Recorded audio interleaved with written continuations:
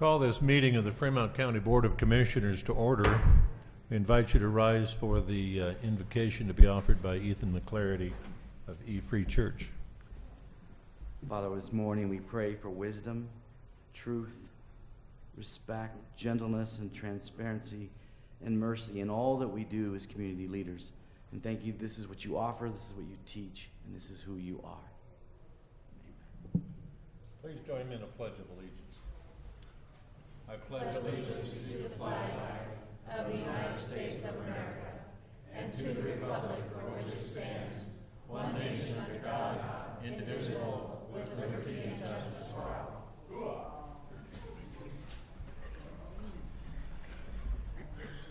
Roll call. Commissioner Norton? Present. Commissioner Payne? Present. Commissioner Bell? Present. County Clerk Barr? Present. County Attorney Jackson? Present. Planning and Zoning Director Koch? Present. We have the agenda. Understand we may have a correction to the agenda. Actually, I believe we have two very, very minor changes.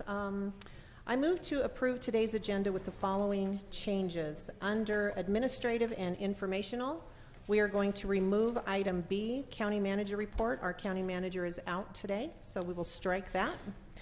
Under new business, item 1, we have ratification of signatures on Resolution 27. I believe that number is going to change, so the motion includes striking the number. We will fill that in when we get there.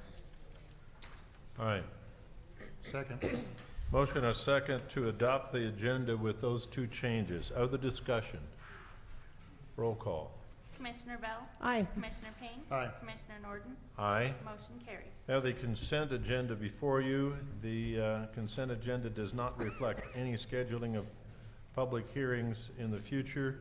We do have an item on the consent agenda that the board previously reviewed regarding some language changes for the Fremont County Fair Board Sales Committee. One of the primary changes in that language is that the Board of County Commissioners will continue to appoint members of the sales committee rather than referring that responsibility to the Fair Board. So that's one of the key changes. So there's your consent agenda. With that, Mr. Chair, I'll make a motion that we approve today's consent agenda. Second. Motion and a second to adopt the consent agenda. Any discussion? Roll call. Commissioner Payne? Aye. Commissioner Bell? Aye. Commissioner Norton? Aye. Motion carries. County Clerk's monthly report. Good morning. Good morning. This report is for the month of August. The total motor vehicle sales tax and recording fees collected for August was $1,247,308.23. Fremont County's portion for disbursement is $668,444.04, which is 54% of the total fees collected and is $104,700.27 more than August of last year. Is that a record for I told you it was coming. over? Wow. It is. I'm Yes. almost speechless. Yes. That's a huge number. All right. Any other questions for the clerk? Chair will entertain a motion. Move to accept the county clerk's report. Second. Motion and a second to accept the county clerk's monthly report. Any other discussion? Roll call. Commissioner Payne? Aye. Commissioner Bell? Aye. Commissioner Norton? Aye. Motion carries. It's an opportunity for citizens to address the board on items that are not on today's agenda. Can we do other staff and elected officials Oh, I'm sorry. first? Yes. I even had some of that myself. Yes, I do have an item. Other staff and elected officials. Thank you. I just would like to welcome everyone to Pioneer Days in Florence this weekend. Just remind you what's happening there. Starts, I believe, on Friday and runs most of the weekend. The biggest event is the parade on Saturday morning at 10 a.m. So I just invite all of you to show up and come out. It's always a really, really great time. Okay. A couple of notes. First of all, with our neighbors from the Coaldale area here, I did want to take note that the Board of County Commissioners, it's been about a couple of weeks ago now that we submitted that letter dated August 30th to Clint Evans with the Natural Resources Conservation Service of the U.S. Department of Agriculture, requesting federal assistance to restore damages in the watershed sustained in the Hayden Pass wildfire. And we did get communications back from Clint Evans, who is the state conservationist. And we understand that as sponsors of an emergency watershed protection project, that our responsibilities would include acquiring land rights and any permits needed to construct and maintain any facilities in the watershed, and could be held up to 25% of the cost of construction work in dollars or in-kind services. So we'll be working closely with Rick Romano, the NRCS office here in Fremont County, who has been designated as the point person on behalf of the State Office of the Natural Resource Conservation Service. So I just wanted to take note of that. And also take note that on Saturday, September 17th, the Upper Arkansas Council of Governments Recycling Program is sponsoring an electronics recycling event here in Canyon City. Now, you may recall that back in April, the recycling group held an electronics recycling in Florence, and they took a huge number of old television sets and computer equipment. And the reason that we want to emphasize this is that in 2016, the Board of Commissioners designated $7,500 to help subsidize the consumer cost of electronic recycling. And $2,500 went to the electronics recycling event in Florence. The other $5,000 is being spent on the electronics recycling event here in Canyon City. In Florence, they collected 10,560 pounds of old electronic equipment. And basically what the money that we provided out of our recycling fund, which comes from tipping fees from the landfill and the transfer stations, is that it enables consumers to recycle these electronics at about half the going rate. So monitors, computer monitors will cost about $15, about $5 to recycle computer desktop items like printers, laptops, and the old TV sets, about $1 per inch measured diagonally. So if our discussion during budget time a year ago was what can we do to keep these old TV sets and computer monitors out of county road rights-of-way that become a dumping ground across the county. So it obviously was popular in Florence, and we hope that people take advantage of this for a reduced fee.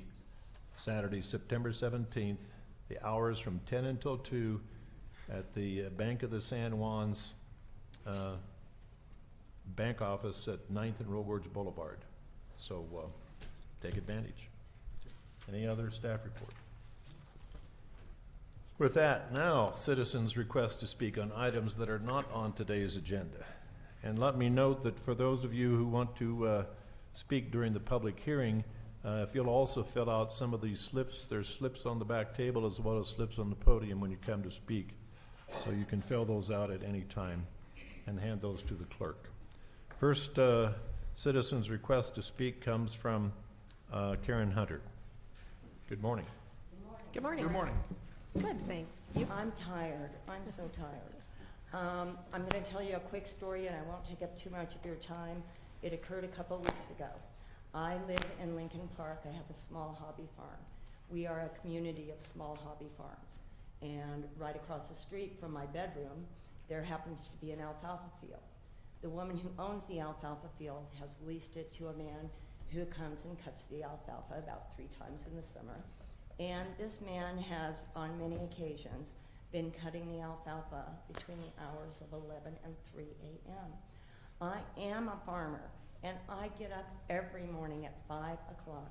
So consequently, I go to bed really early. So at 11 o'clock a couple weeks ago, I decided that I would call the sheriff. And the sheriff's department was lovely. Indeed, a sheriff's deputy did come out, and asked the man to cease doing what he was doing at that time of night. However, he called me and said, there is no noise ordinance in the county. So this man apparently doesn't have to consider his neighbors or the neighbors of the person that he leases the property from. And one night he really did do it from 11 till 3 in the morning.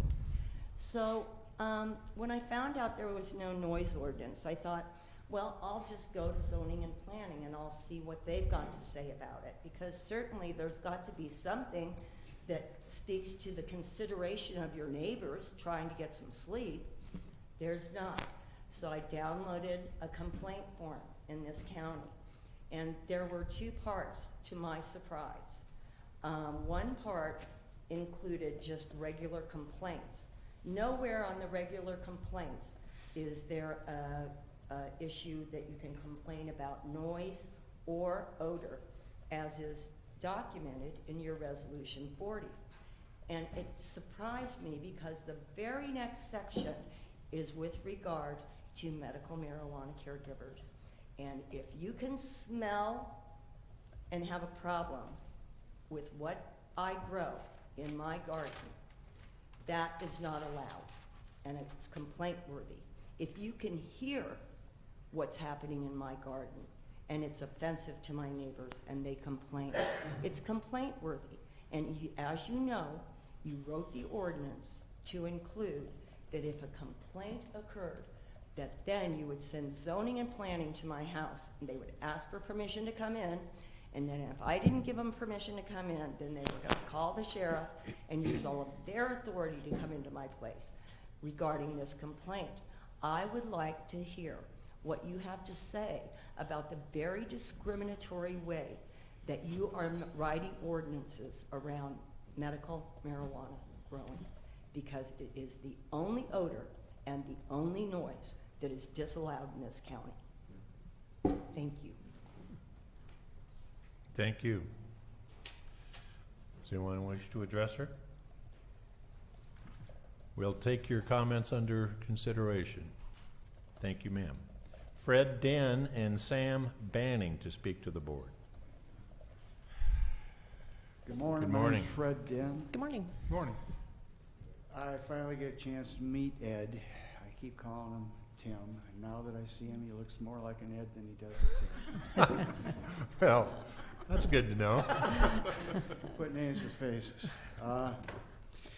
In our previous conversations with Ed, I have been told that you folks don't have the powers needed to handle the task that I've got. Did a great job on my last task, and I appreciate that, and I want to thank you, the 3 of you right now. Thanks a million for straightening out the zoning situation. I've discovered, after the purchase of my property on 2901 High Street, the 31st of May, through Mr. Banning here, that my insurance company canceled my policy because of my house, in their opinion, was a manufactured home. I personally inspected it, obtained a VA loan, and thought, boy, this place is really built pretty good. I've purchased lots of real estate in my 63 years of life, and heard the term manufactured home, come to the conclusion manufactured means obviously built, so okay, yeah, of course, every house is manufactured. Stupid me, that's what I thought at the time. Then I looked at the HUD definition of a manufactured house, and I thought, whoa, this is not a manufactured home. This was not built from somewhere else and brought here. And I've got 2 statements from 2 different engineers that substantiate that claim as well. And I'd be willing to pass out, just for your own viewing, the memos that one of the engineer firms has submitted. I got together with the assessor's office and had them out to assess the situation, excuse the pun, and they concluded that these documents would help me. They'll get back to me by the end of the week. Never heard nothing. Curiosity kills the cat, so I go in knocking on the door. They decided that since I've got steel beam girders underneath the support structure of the foundation, that it's considered a manufactured home. And if anybody's ever bought a house in the Midwest, the first floor is supported by steel beam girders and the basement's got concrete walls. And it's just a given, that's the best form of support money can buy. I've got these memos from the engineer that I'd like for you guys to take and read wherever you find the time in your busy day's schedule, if I could hand them to you. Well, Fred, we can accept those. I'm not sure we're going to review them because your rights of protest with the assessor's office, and I think I've already discussed this to some extent with you, to protest with the assessor will rely on some of these same documents, I'm sure. And if you don't get satisfaction from the assessor's office at that over-the-counter protest, then you will have the opportunity to come before this board as we sit as the Board of Equalization. And this is the very type of evidence that you would present to the Board of Equalization to support your argument. And we had that conversation, I understand that. However, let I'm me not just ask to the complaining. attorney, am I correct in that assessment? Right, the board doesn't have any authority to do anything about the assessor's determination in the absence of an appeal. That's right. I've So, got- and I understand that. I want you guys to understand something. I believe, from what little I know about what the commissioners do in each and every county in the state of Colorado, is you got to shore things up and make things flow, to include revenue streams, et cetera, et cetera.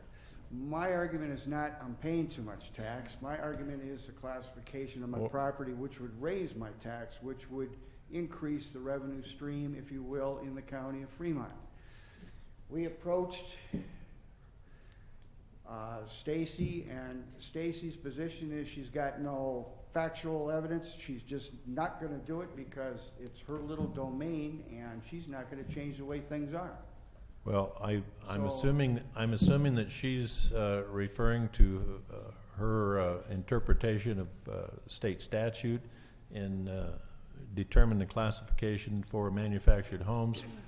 So, and in declining to see those documents, what I'm attempting to do is to preserve your right of appeal to this board during the course of next spring and summer.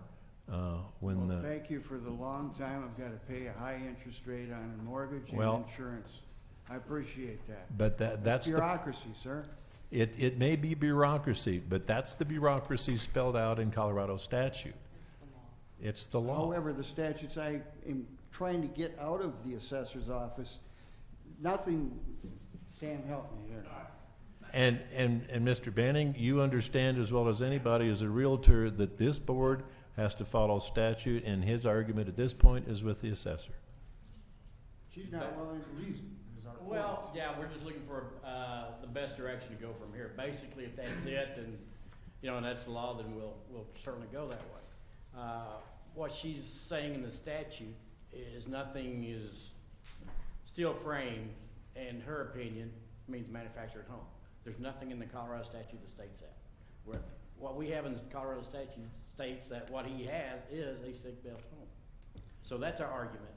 That's where we need to go. We're just here with our Understand. hands saying which way we need to go from here. This board understands the level of frustration, Okay. but our role as eventually the Board of Equalization is that we can take no action until the process plays its way through the assessor's office. Okay, so we need to do an appeal, is what you're saying? Well, once that notice of valuation comes out next May, he'll get that notice of the classification. It's not affecting the taxes he's paying now anyway. Yeah, that's not the big issue anyway, really. So. Yeah, so we have to wait till it comes out next spring to Right. appeal that, then go in front of the board. Is that what you're The saying? fact that he's making his argument today versus the bureaucracy that he claims that he has to wait till next summer is not costing him any difference in taxes versus waiting to the state's timetable. Except I'm paying for insurance on a manufactured home that they think might blow away. Well, yeah, I mean, his argument is he could get it refinanced as a stick-built home, save money this way, and also save money as in insurance. So that's his biggest argument. I understand. And again, he'll have to try to get FaceTime with the assessor. We'll try that. Okay. All right. That's the buck stops there on that one. So. That's as much as this board can help you with. All right. Thank you. Thank you. Thank you. Appreciate it. Any other citizens request to speak on items that are not on today's agenda? Seeing none, we go to old business. Resolution number 28? 28. Resolution number 28, stating findings for the denial of OPC 14-001, Today's Healthcare and Today's Healthcare 2 LLC. Commissioner Bell, I'll call upon you to offer the resolution and the findings. Thank you, Mr. Chair. I do have before me, as does the rest of the board, it's basically a 3-page document. We're not going to read the entire document aloud. Much of it is legal speak that is not in dispute. So what I'm going to do is I'm going to get right to the findings. We have 11 of those, if you'll bear with me. Findings of the local licensing authority. Number 1, the applicant now operates a licensed optional premises cultivation, or OPC, facility with an address of 934 C Street, Penrose, Colorado. The OPC consists of 2 greenhouses and 2 accessory structures. The square footage of the existing greenhouses is approximately 13,000. Of the 13,000 square feet, approximately 9,400 square feet, or 71%, is used for flowering marijuana plants. Number 2, the proposal for modification property at 934 C Street consists of adding 5 additional greenhouses, adding approximately 25,200 square feet of new greenhouse space that would grow and house flowering marijuana plants. Number 3, it is undisputed that the odor of a marijuana plant is strongest when the plant is in the flowering stage and not when the plant is in an immature, non-flowering stage. Number 4, applicant indicates that there are no plans to increase the number of plants being grown at the site. This licensing authority does not find this statement to be credible. Number 5, additional flowering plants would contribute marijuana odor to the existing operation. The modification application indicates that the same odor control system that is being used for the existing greenhouses will be used for the new greenhouses. The licensing authority finds that the claim of improved technology from 5 new greenhouses is not credible, while the applicant relies on the same odor control systems. Number 6, the immediate neighborhood surrounding applicant's OPC is comprised of residences and agricultural property, all of which predate the OPC operation. Number 7, county code enforcement receives frequent complaints about marijuana odor from neighbors and concerned citizens about marijuana odor in the area. The authority specifically finds that code enforcement has investigated odor complaints concerning applicants' OPC, but none have been confirmed. The county has no record of odor violations for the applicant. Number 8, the authority has heard from residents in the area who state that the present operation does have an odor management issue and that they can smell the operation on surrounding properties. Number 9, the authority finds that greenhouses have limited means of controlling odors. The licensing regulations do not require complete odor control, but it is reasonable to conclude that additional greenhouse OPC facilities in the area will intensify the odor and other issues that occur with marijuana cultivation. Number 10, there are 9 OPC facilities in the Penrose area that began operations prior to the adoption of the Fremont County Medical Marijuana Business Licensing Regulations, which were allowed to continue, provided that the owners-operators brought the facilities into compliance with the regulations. The regulations clearly state that no person shall have any entitlement or vested right in such operation. Finding number 11, the local licensing authority may refuse issuance of a license or modification of licensed premises based on the number and type of optional premises cultivation operations located near the premises under construction. Statute 12-43.3- 303 Colorado Revised Statutes. The licensing authority finds that there is an undue concentration of OPC premises existing in the Penrose area near OPC 14-001, and that the additional greenhouses at this location are not compatible with the existing neighborhood. Based on the findings of the local licensing authority set forth above, good cause exists for denial of the application for modification of OPC 14-001, Today's Healthcare LLC, Today's Healthcare 2 LLC, optional premises cultivation license. The application for modification of OPC 14-001 is denied. And with that, Mr. Chairman, I move for approval of resolution number 28. Second. I have a motion and a second for adoption of resolution number 28. Is there any other discussion? Roll call. Commissioner Bell? Aye. Commissioner Payne? Aye. Commissioner Norton? Aye. Motion carries. Next item under new business, ratification of signatures on resolution number 29, would it be? Yes. Resolution in recognition and appreciation of the vital emergency services provided by first responders in Fremont County, a resolution that was signed last week in preparation for the first responders 9/11 observance last Friday. Commissioner Bell, did you want to add anything? We basically updated what we had done last year. Pueblo Community College puts on an incredible event to memorialize 9/11, and they made some very interesting remarks and comments this time. We realized that freshmen now entering the high school were not even born when 9/11 happened. And it is their ultimate desire, as well as ours, that what happened on 9/11 never is forgotten. And those victims as well remain in our thoughts and in our hearts. So the entire event is an event geared toward recognizing not only what happened on 9/11, but also toward recognizing the first responders here in our own community. So that was what our resolution was to actually honor the police, the fire, the medical, and other emergency services that are provided here in Fremont County. You'll move approval? I will move approval with that. Thank you. Second. Motion and a second to move approval of ratification of the signatures on resolution 29. Discussion. Roll call. Commissioner Bell?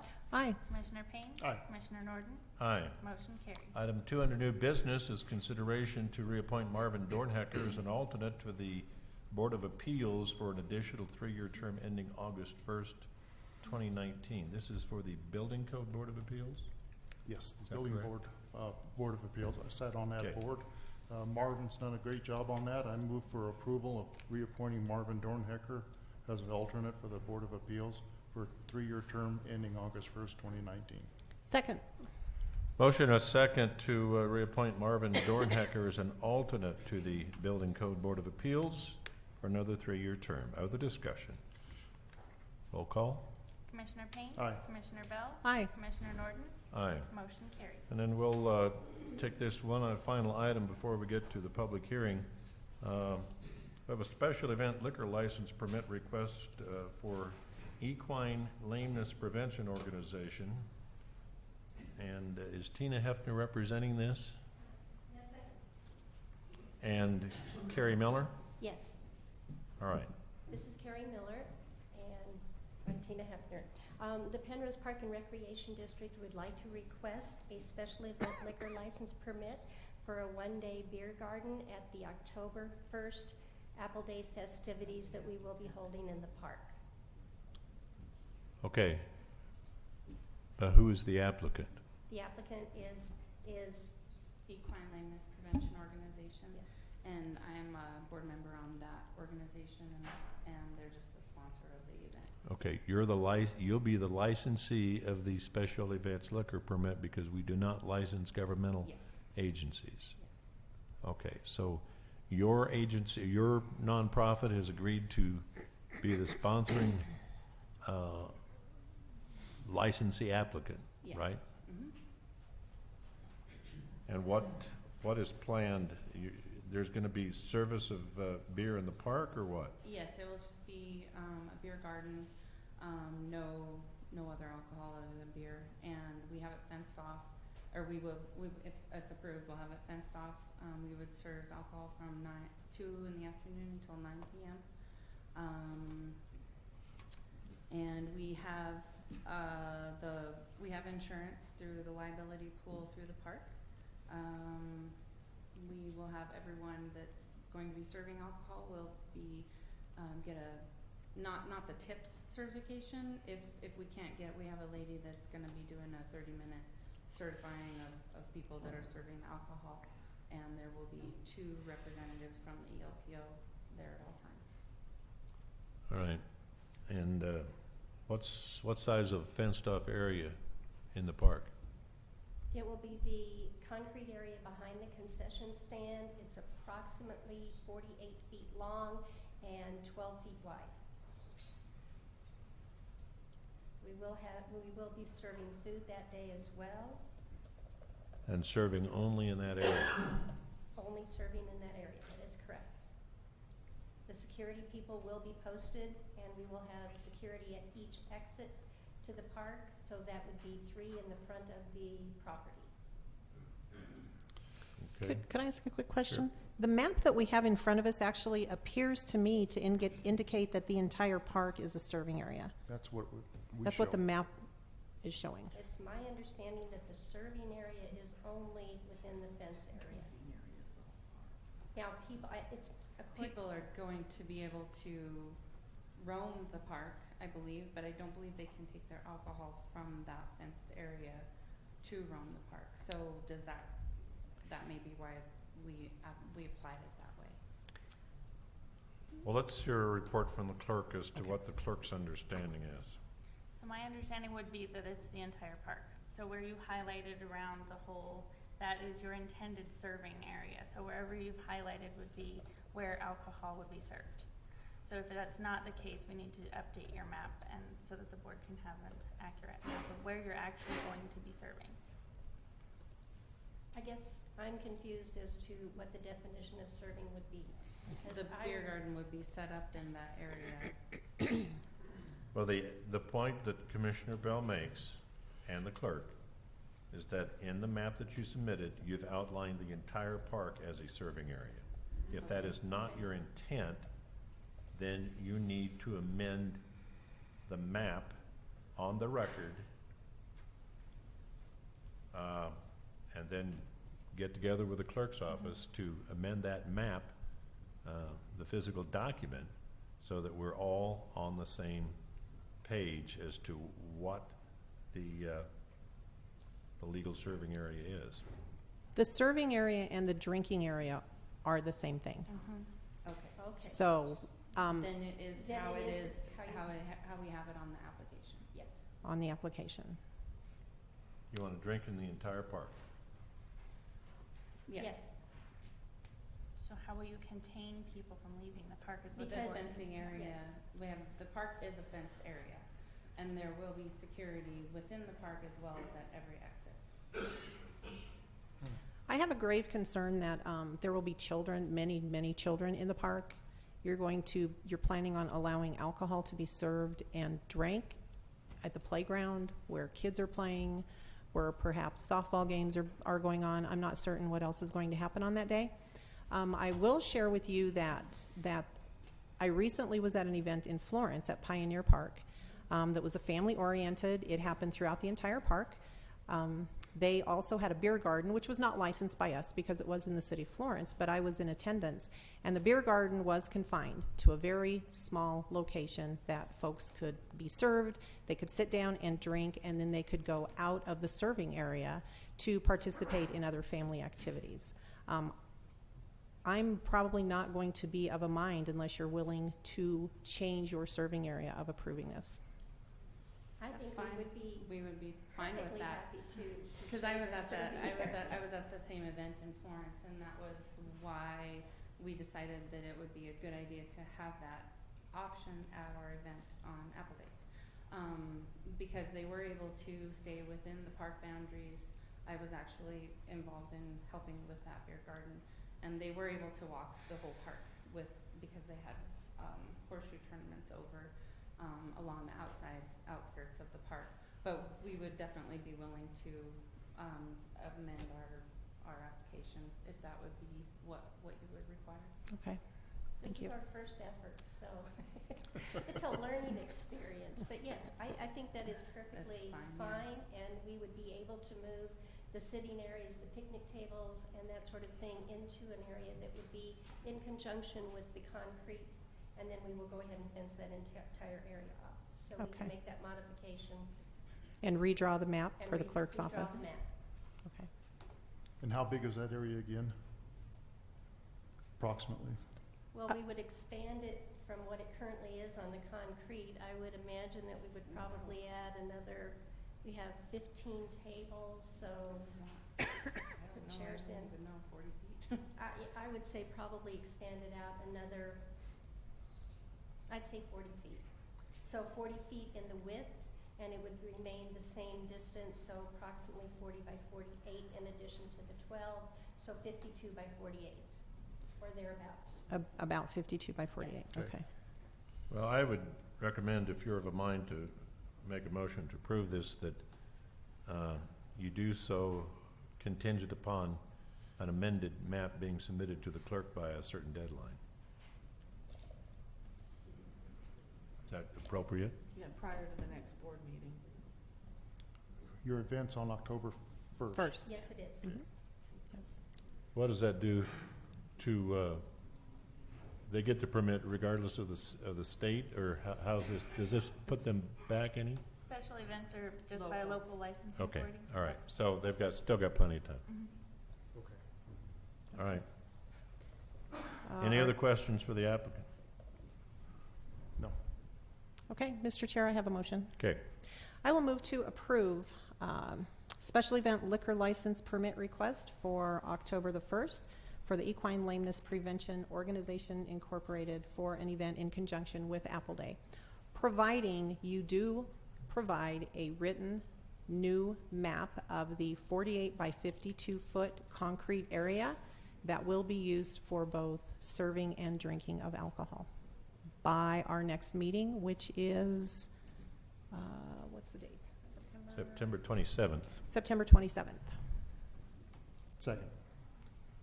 All right, I have a motion and a second. So Commissioner Bell, do you want this matter on the agenda for a review of that map at the next meeting? I believe we could perhaps put it under consent agenda. All right, Yes. with that, motion and a second. Any other discussion? Roll call. Commissioner Bell, Aye. Commissioner Payne, Aye. Commissioner Norton, Aye, motion carries. okay. Thank you very much. Good luck with your event. Thank you. And recognize the responsibility that comes with you being the applicant on behalf of, as a nonprofit. All right, thank you.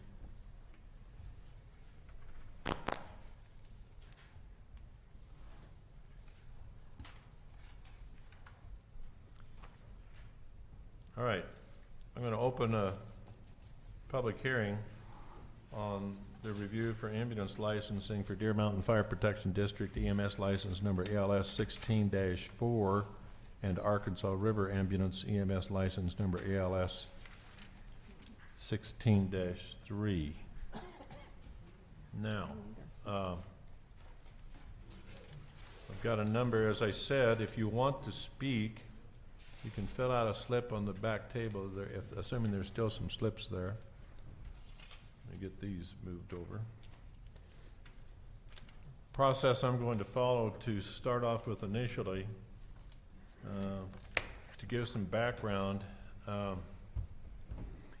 because of request for this licensing agency to sort out some of the problems and conflicts that have existed since April. The Board of County Commissioners agreed to call both agencies in before the board to discuss events and issues that have emerged since April for Western Fremont County, as both agencies were unable to come up with a specified area themselves, and so they've been jointly dispatched 2 calls basically from Parkdale westward. So I'm going to initially, this is the format I'm going to follow. There are several people that we want to hear from as part of this hearing, besides citizens. But initially, I'm going to allow about 7 minutes for each agency to make an opening presentation regarding your concerns and the issues that have occurred since you appeared before the board for licensing last April. And then following those statements, the board wants to hear from a couple of other people who may have personal knowledge of EMS calls in western Fremont County over the past 5 months. And then the board will pose some questions to both agencies before we open up the hearing for public comment. And then once all of the public comment is heard, both agencies will have an opportunity to respond again at the close of the hearing. I expect everyone to show mutual respect during the course of the hearing and to maintain a proper decorum before this board.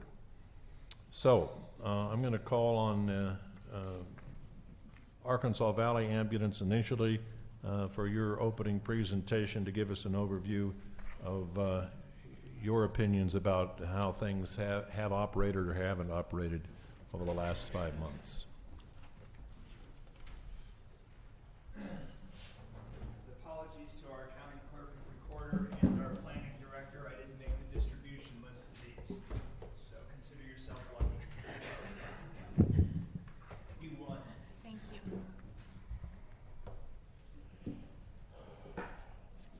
And please identify yourself when you come to the podium for the clerk. Good morning, Commissioners. I'm Marshall Nichols. I'm the chairman of the board, Arkansas Valley Ambulance. I will reiterate, just like I did 5 months ago, that I'm not a public speaker, so I will be reading from a prepared presentation. I would like to let you know that what I'm reading is just a summary of what you have in front of you. Okay. It's tabulated, it's put together, it should be pretty easy to follow. But that's our case right there, and we believe that the citizens of western Fremont County deserve careful consideration of information that's in that folder. Today I would like to address the progress that Arkansas Valley Ambulance has made since the licensing meeting of April 12th. I can proudly say that not only are we recovering financially from the damage done by our predecessor, Ark River EMS, but we continue to increase our patient care capabilities significantly. AVA has provided uninterrupted service since April 1st, including excellent pre-hospital care and the transport of 34 of our neighbors in need. We've increased our medical staff from 4 medics to 11 medics, including 2 EMT intermediates and 1 EMT paramedic. We have a solid commitment from an RN paramedic currently in school, which will join our staff by Thanksgiving. We have 9 EMR drivers, first responders, with additional EMR support from Howard Fire and Western Fremont Fire on an as-needed basis. This brings our level of patient care to one far superior to Deer Mountain's, and actually being in service 24/7 brings our response capability in general to a higher level than Deer Mountain provides. We have students enrolled in the EMT class in Salida. We anticipate these students will complete their schooling in mid-December and join our medical staff next January. We anticipate providing regular ALS service by Thanksgiving. Additionally, some of our EMTBs have committed to the upgrading of their certification to EMTI as soon as a course with a competent instructor becomes available. We feel that this is a very realistic and attainable goal and have grants and donated matching funds in place to cover the costs. We respond to every turnout, whether it's a paying call or not, as our service model is one of patient care, not one primarily of paying ourselves. This includes lift assists and unattended deaths. Deer Mountain has accepted calls on at least 2 of these and mysteriously failed to make it to the scene after calling en route. We have provided non-transport service 8 additional times for a total of 42 calls. This number would have been higher if not for the dual dispatch directive we have been forced to follow. This directive was issued at the commissioner level after the chief of Deer Mountain clandestinely met with the head of the Office of Emergency Management and has succeeded in obtaining behind closed doors what he boastfully demanded but failed to get in the public forum of the April 12th licensing meeting. At the April licensing meeting, the Fremont County Medical Director proposed AVA not be relicensed. As his recommendation was declined, he has now issued his own policy directive outlining the methods by which emergency medical service will be delivered in western Fremont County. This obviously biased directive, coupled with the dual dispatch policy, is effectively intended to create, by the back door, the very same hostile takeover of AVA by Deer Mountain that the commissioners rejected on April 12th. The medical director's proposed directive is in direct conflict with the federally mandated incident command system, is in direct conflict with Fremont County Resolution 21, and flaunts commercially accepted practices for patient care and transport in rural Colorado. Our patient volume has been sufficient to sustain AVA, and an outpouring of financial support from the local communities has enabled us to begin to pay down things like the unpaid AREMS payroll taxes, past due property taxes on the clubhouse, past due fuel bills, past due electric bills, past due attorney fees, and more. At the end of the day, the only people that Ark River EMS paid in the final month of their reign were themselves. We have in place agreements with almost all of our inherited creditors, payment plans enabling us to continue to pay down the debt and to continue to provide outstanding pre-hospital care and transport to our neighbors in need. Ms. Jackson sent us a packet outlining some of the issues you, as commissioners, wanted to hear about. Included in that list was the implication and consequences of the dual dispatch system. The dual dispatch system was put in place after the aforementioned clandestine redistricting meeting Chief Watts had with the OEM was strenuously objected to by the affected party, namely Arkansas Valley Ambulance. OEM gave Deer Mountain half of AVA's response area, effectively tripling Deer Mountain's without any input or consultation with AVA. This doing things unilaterally without any input from AVA seems to be tradition as of late instead of an isolated incident. SCRETAC, Tom Anderson speaking for the EMS Council, and Dr. Numson's recommendations all came without any information or input for consideration from AVA. Dr. Numson's latest edict was clearly issued without any consultation with AVA, mistakenly stating that we haven't made any progress towards ALS. Okay, so perhaps he thinks paramedic care is in progress, but as far as the state's concerned, the paramedics trump anything Deer Mountain has to offer. As a medical director, one would think Dr. Numson would be an impartial advisor, interested in how our agency was progressing. His openly biased opinions are issued freely, without any substantiating data, other than what he hears from his good friend Jay DeMay. It's a fact that even with the dual dispatch system in place, AVA has beaten Deer Mountain to 90% of the dual-page calls not in the Deer Mountain tax district without generating police reports of reckless driving and causing a clear and present danger to the public at large. As is evidenced by the citizen complaints and police reports, Deer Mountain responders think nothing of running folks off the road and endangering the public in general in their quest for a paycheck. Interestingly enough, Deer Mountain has stationed its only staffed ambulance outside the bulk of its district in Cotopaxi, electing to respond instead to calls in Coaldale's tax district, South Arkansas Fire Protection's tax district, and Howard Fire's district without even as much as a mutual aid agreement in place, substantially increasing response times to serve its own taxpayers by an average of 30 minutes. They are not and have not been in service ALS 24/7, 365 as Chief Watts promised at the licensing meeting. AVA, of course, has picked up the slack and answered those calls. When AVA served the Deer Mountain area, AVA kept an ambulance in the Deer Mountain district as we felt proper patient care didn't include long response times from areas distant to Deer Mountain. Chief Watts and DeMay apparently have the mindset that it's more important to race AVA to calls in an attempt to starve them out than to serve the taxpayers who enabled them to exist. They have generated at least 3 citizen complaints for the reckless driving. We have provided information based on the mileages and FreeCom logs indicating that they routinely travel in excess of 83 miles an hour in an ambulance and their personal vehicles in an attempt to race us to calls. This sort of behavior speaks not only to their general disregard of public safety, but their overall lack of good judgment. Or perhaps it's simply throwing good judgment out the window in their quest for a billable transport. AVA never exceeds the speed limit by more than 15 miles an hour and only when conditions permit. which is rarely.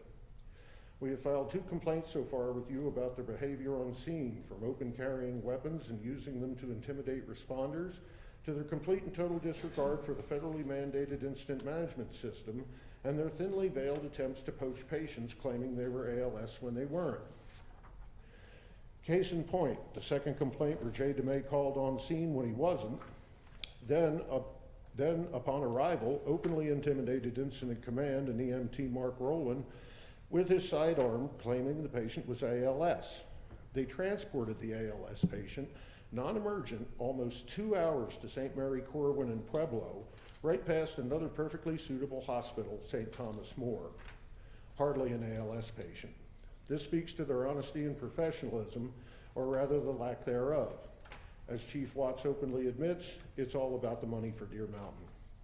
In summary, upon examination of the root of this entire debacle, everything from redistricting to the dual dispatch system, we asked ourselves, what changed from April 1st? Until April 1st, Deer Mountain had no designs on countywide domination and had no problem whatsoever with the district lines. They stayed in their tax district, and Ark River EMS had the district that AVA had served for 30-some-odd years. What changed? What problem was OEM Morrissey trying to fix by redistricting?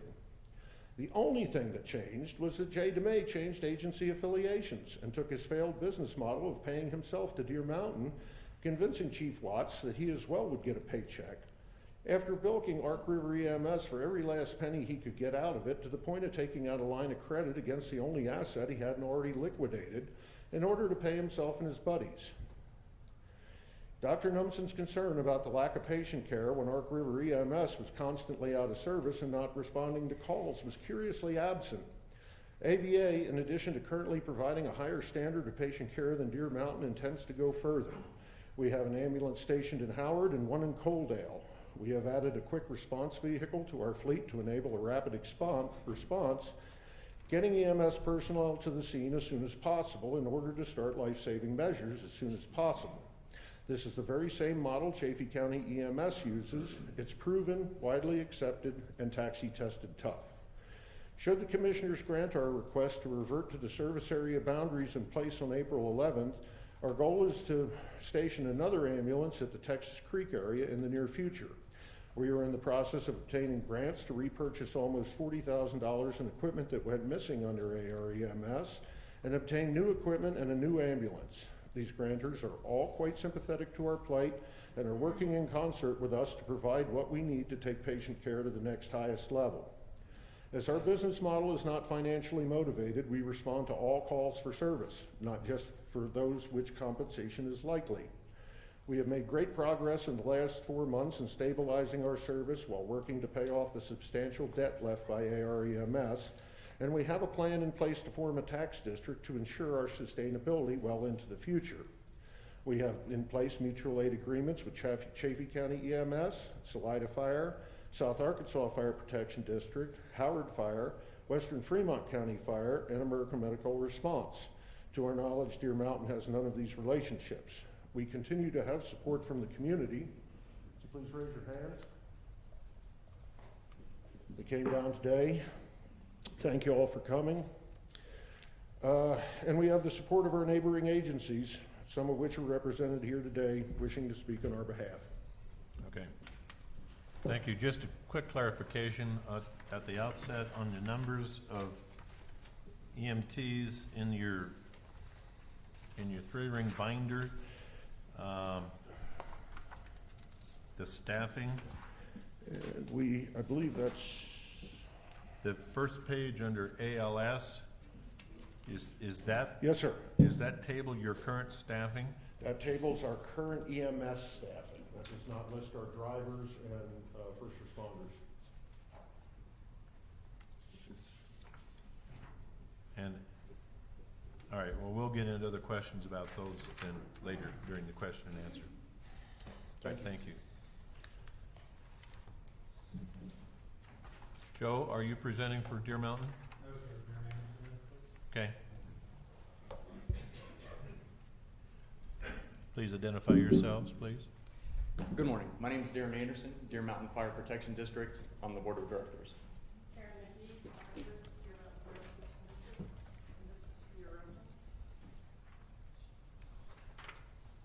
Thank you. Ladies and gentlemen of the Fremont County Commissioners, on behalf of the Deer Mountain Fire Protection District, we would like to thank you for this opportunity to speak here today. Understanding the importance of these proceedings and the value of your time, I've provided a summary document for your reference in this initial discussion. To date, there has been a lot of time invested by all involved in trying to address this situation. While there has been some constructive discussions during this time, there has also been a lot of misinformation that has clouded an already complex issue. It is the sole intent of Deer Mountain now to focus on the constructive portion of these discussions and to provide our full cooperation and transparency to this board to facilitate making a decision in the best interest of those recipients of medical services in Western Fremont County. With that in mind, please reference the map on the first page of the handout provided.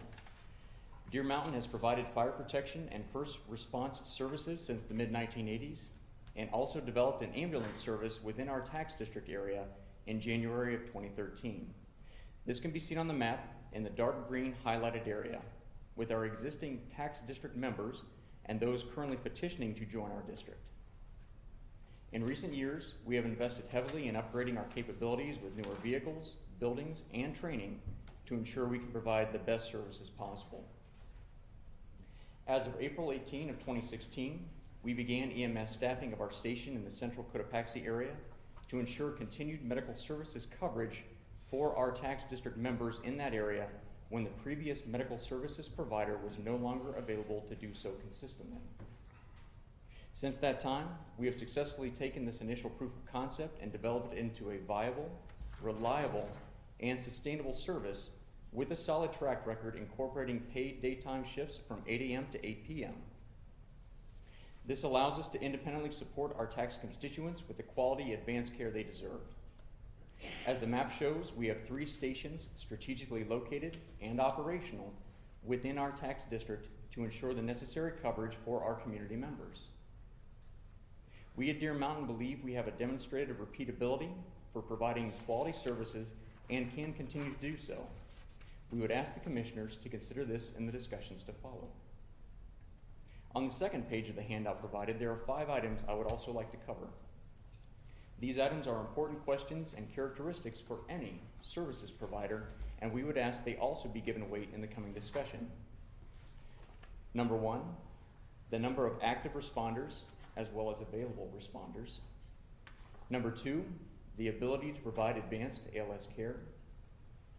Number 3, the uptime availability of service. Number 4, the financial stability for long-term service provision. And number 5, commitment to the vision and directives of our medical director. First, the number of active and available responders. Since April of 2016, we have had 7 unique EMTs take coverage shifts and or respond to incidents, not just on a roster. Further, we have 1 additional EMT available on that roster. This is a significant and active EMT pool that we currently draw from. In addition to this, Deer Mountain EMS also has 6 additional EMT trainees currently taking classes with an estimated graduation date of December 16. We also have 2 personnel currently taking their paramedic classes with an estimated graduation date of May of 2017. Often our ambulance is staffed with 2 EMTs, a provider EMT, and a driver EMT. When this is not the case, we also have 8 non-EMT dedicated drivers that have been actively responding. Second, the ability to provide advanced care or ALS. We have 2 EMTI providers, both active in our organization and responding to calls currently. Since April 18 of 2016, 63% of our transports have been ALS. With figures like these, the ability to respond with ALS care is extremely important. Since June 23rd of 2016, Deer Mountain has been able to provide ALS coverage over 50% of the time during our daytime shifts. Again, that is 8 a.m. to 8 p.m. Third, uptime availability of service. Since January 20th of 2016, Deer Mountain has never been out of service. Since June 23rd of 2016, Deer Mountain has provided 100% staffing of our 12-hour daytime shift with an EMT driver, or with an EMT and driver staged in our Station 2 for immediate responses. For the nighttime 12 hours, we have on-call responders to ensure the remaining 24-hour coverage. From April 18th to June 22nd of 2016, Deer Mountain still covered 66% of the daytime shifts at Station 2, and again, shifts that were not manned at Station 2 were covered with on-call personnel. Fourth, the financial stability for long-term provision. Deer Mountain has provided uninterrupted medical services to our community since January of 2013, and fire services and first response since the mid-1980s. Having recently evaluated our 2016 and 2017 budgets, Deer Mountain continues to remain financially solvent with at least $150,000 in readily available income going into the 2017 calendar year to support its services. Lastly, commitment to the vision and directives of our medical director, Dr. Numson. On March 13 of 2016, Dr. Numson recognized the quality of the ALS-BLS service provided by the then Ark River EMS organization, and the move of those same providers to join the Deer Mountain EMS services, thus enhancing Deer Mountain service levels and quality of patient care. Since that time, we have strived to continue to meet those expectations and, we believe, exceed them in many areas. We also recognize the importance of the directives handed down by Dr. Numson and the criticality of adherence to those directives to ensure the safety of the lives of those we serve. For example, on August 16th of 2016, Dr. Numson communicated a number of directives for all EMS responders in the area of concern and included such items as an EMT must arrive on scene with an ambulance and driver. If there is an ALS provider responding, that provider cannot be stood down or prevented from assessing a patient to ensure the best patient outcome. A BLS provider calling for an ALS provider when an ALS level of service is needed. And maintaining a quality and valid ALS level of service. Deer Mountain has and continues to consistently adhere to both the vision and directives provided by Dr. Numson to the very best of our ability. Again, Deer Mountain appreciates the opportunity to present what we believe are some very important considerations for any medical services provider, and we welcome any questions or clarifications we can provide to this board to facilitate that. Thank you for your attention.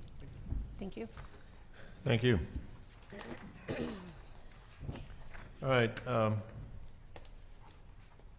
Dr. Numson, I think, is one that we want to hear from. But first of all, I want to, because we did have one sheriff's report on an incident on Bear Creek Road of the confrontation, and I think this board has been somewhat frustrated trying to figure out.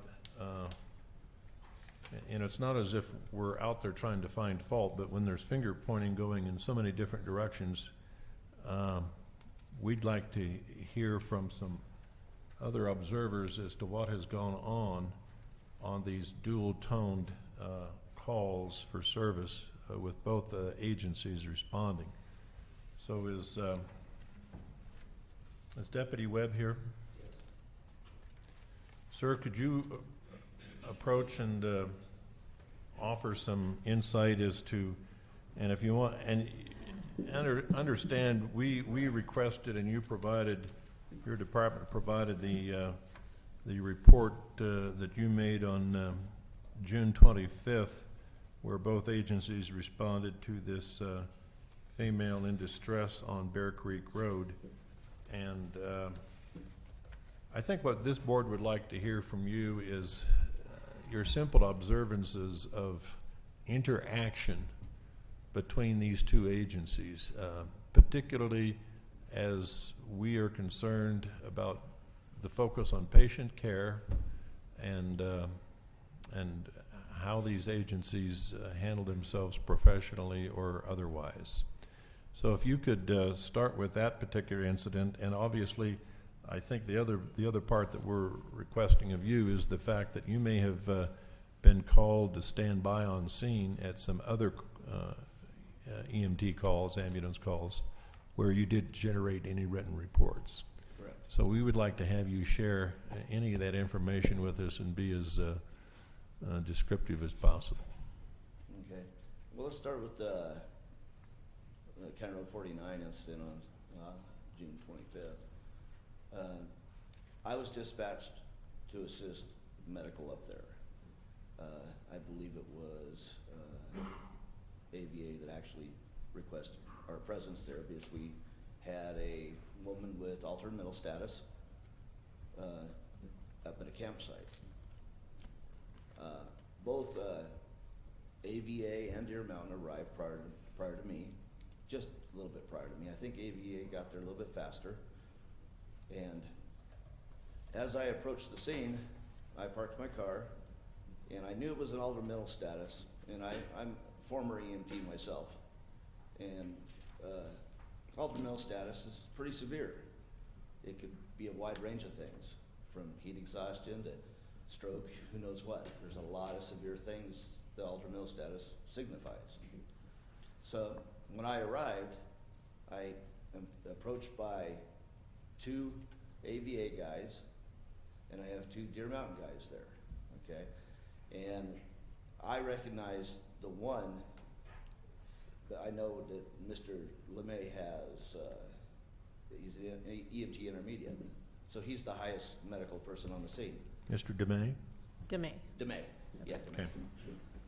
And so I was sitting there talking to everybody, trying to get a little bit of information, and the patient was down the hill with some, I believe, one of the AVA guys, as well as the campers that were helping her. They were giving her some water and stuff because she apparently was dehydrated. Well, I'm sitting there trying to get a briefing and just to get an idea of what's going on, see if I'm needed there.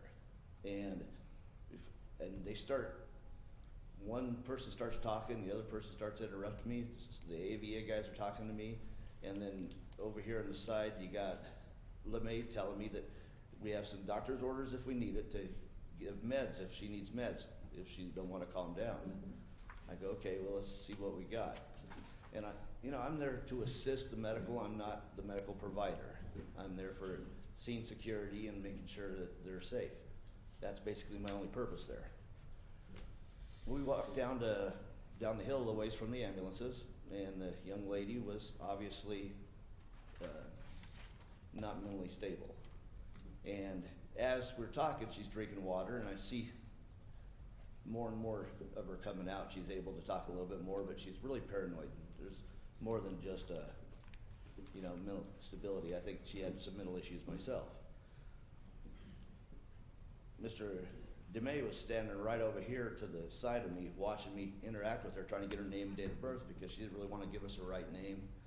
She was really being confrontational with everybody around.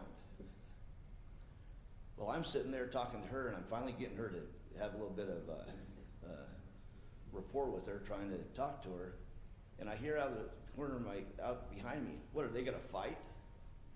And I look over, and I see DeMay watching me talk to the lady, and then I see 2 AVA guys walk between the 2 of us with their backs to me, looking down at DeMay. I don't know what they're saying, but DeMay's trying to look between them to watch what I'm doing with the patient. I don't know what they're saying over there, but that activity was enough for me to generate the report, because that was, having a citizen say, what are they gonna fight, was just too much. The behavior, I don't know what was said between them. I have no idea. But it obviously was a little heated for the citizen to say, what are they gonna fight? So I went ahead and walked the patient up to my car. She became more and more lucid. She wanted to sit in my car. And once she was in my car, away from the frustration of all the other people around her that were more worried about dealing with their own issues than the patient, her and I were able to talk, and I come to find out she had, after talking to dispatch, she had a history of some mental issues. So this was her normal state of mind, other than a little dehydration. So I gave her, she was fine. She didn't want any medical services, so I gave her a ride up to Salida. When I got to Salida, she got out of the car. She said, I don't want to look like a snitch or something like that. I want the ambulance to give me a ride. AVA had followed me up there to make sure everything was still okay. And I went over and I says, well, she wants a ride for you guys over to the hospital now. So they went ahead and gave her a ride to the hospital. Okay? But that's that whole incident. Okay. Basically, the confrontation was witnessed by a bunch of citizens. There was probably 6 or 7 people around the area. And it just looked unprofessional. Were there other incidents? I hadn't witnessed any other incidents of that type of behavior. The other incidents that I saw was I arrived on scene along with AVA at one time, and I watched one of the AVA guys, I can't remember exactly who it was, run up the steps with just a radio in his hand, and in the process of running up the steps on the radio calling off Deer Mountain, who was pulling up in an ambulance. Okay, that's the only thing I witnessed. So at that time, the gentleman from AVA did not arrive with an ambulance? No, It was just an a individual? personal vehicle, and all he had was a radio. Okay. Okay, and he was calling off the ambulance at that time. And I didn't think that was too proper, but it wasn't report worthy because there was no real conflict at the scene. But it's something that I was asked at. And where was, do you remember the location? I believe it's in Texas Creek, in the Pinion Acres area. I don't exactly remember. I just remember the color of the house. All right. All right, anything else you want to add? No. All right, thank you so much. Yep. Thanks for being here. And I don't know, Deputy Clint Wilson, did you have any opportunity to observe any calls that you would like to share with the board? Good morning. My name is Deputy Wilson. I'm with Fremont County. All I can tell you is on multiple occasions, I've had AVA respond to calls in a personal vehicle without an ambulance. It's almost a regular occurrence. So I've had more incidents where they respond in a POV without an ambulance than I have an ambulance with an EMT in it. That's all I can tell you. And when you say multiple times? To be specific, here about a month ago on Highway 50, just west of Cotopaxi, they had an incident. Their EMT showed up by himself. The EMT left and the ambulance showed up with the driver, and then the driver got stood down and he left. So, and that was on a motorcycle accident. Those are regular occurrences on the west end of the county. And do you have any feeling for approximate time from when a EMT would arrive between the time they arrived and an ambulance arrived on scene? 5 minutes maybe, plus or minus. All right. Any other questions for Deputy Wilson? Just a quick one. When you say that you've seen it multiple times, how many times would you estimate that you've actually seen that kind of behavior yourself? 4 that I can recall right off the top of my head. Okay. Incidents, All right. to be exact. Thank you. All right, sir, thank you. Thank you. Dr. Numson, if you would come to the podium, please. You issued that directive dated August 16th, so to get into that discussion, what prompted that memo? My name is Paul Numson. I'm the Fremont County Emergency Medical Service Medical Director. Since April, I have been involved with both agencies of discussion and met with each of them to discuss their challenges and their concerns and do my best to offer advice, and also to discuss my expectations for patient care and professionalism. The conflicts persisted. I don't really know whose responsibility it is, other than those involved, to maintain their composure in a respectful manner, and especially when in front of patients, to interact in a professional manner. My struggle was reports I had heard from both sides of the difficult interactions. I consulted with a number of experienced paramedics in Fremont County and discussed many of these complaints brought to me from the agencies, and tried to come up with an objective set of guidelines for what I expect from each of them for them to be operating as an EMT. I think there's certain things that we expect them to do. So my concern was that this was impacting patient care. There were many attempts to involve the commissioners, Steve Morrissey. I know a lot of emails sent out to yourselves and Steve and myself, and so obviously this problem was not going to be handled amongst the two different agencies. So I felt that it was necessary to put in black and white what I expected from these providers. I think establishing a chain of command on scene is important, so that a more experienced EMT and ALS provider is responsible for ultimately for that patient's care. By refusing to allow an experienced ALS provider on scene to even evaluate the patient, I think is in direct contradiction to standard practice.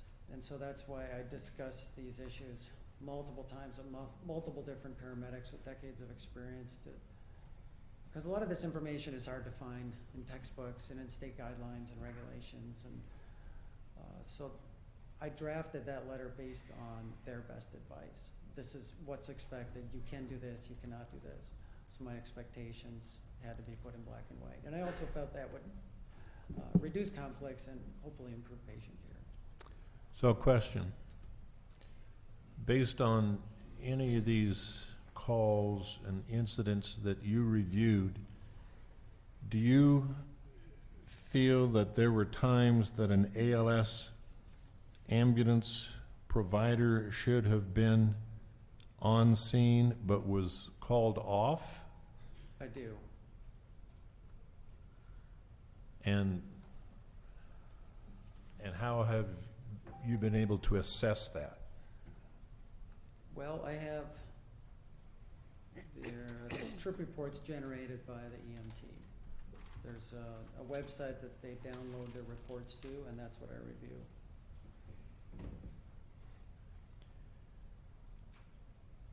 So based on the patient complaint and of course arrival of an EMT on scene can be, immediately they can assess and determine this is not as serious as it was purported to be when this person called 911, or this could be more serious. This could have been under triaged. And there were times when I feel that even after arrival of an EMT, that patient is still under triage and under recognized. There should have been more resources utilized for ALS intercept, for flight for life on scene. Those are my concerns. Okay, and this is certainly an area that we intend to get into with questions for the two agencies. Because it's much more complicated in my mind than just getting rid of the dual tone out and setting boundaries for response areas. Because, and we've heard AVA say that they're training to reach an ALS level.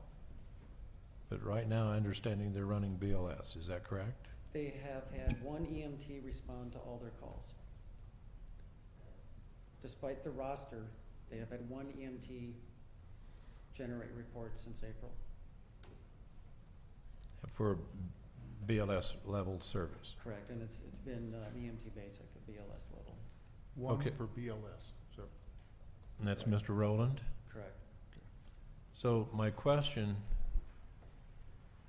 is, let's suppose that this board sets boundaries for where agencies will respond. We're still left with this whole issue of when an ALS ambulance is needed. and you have a BLS ambulance that's responded, and we have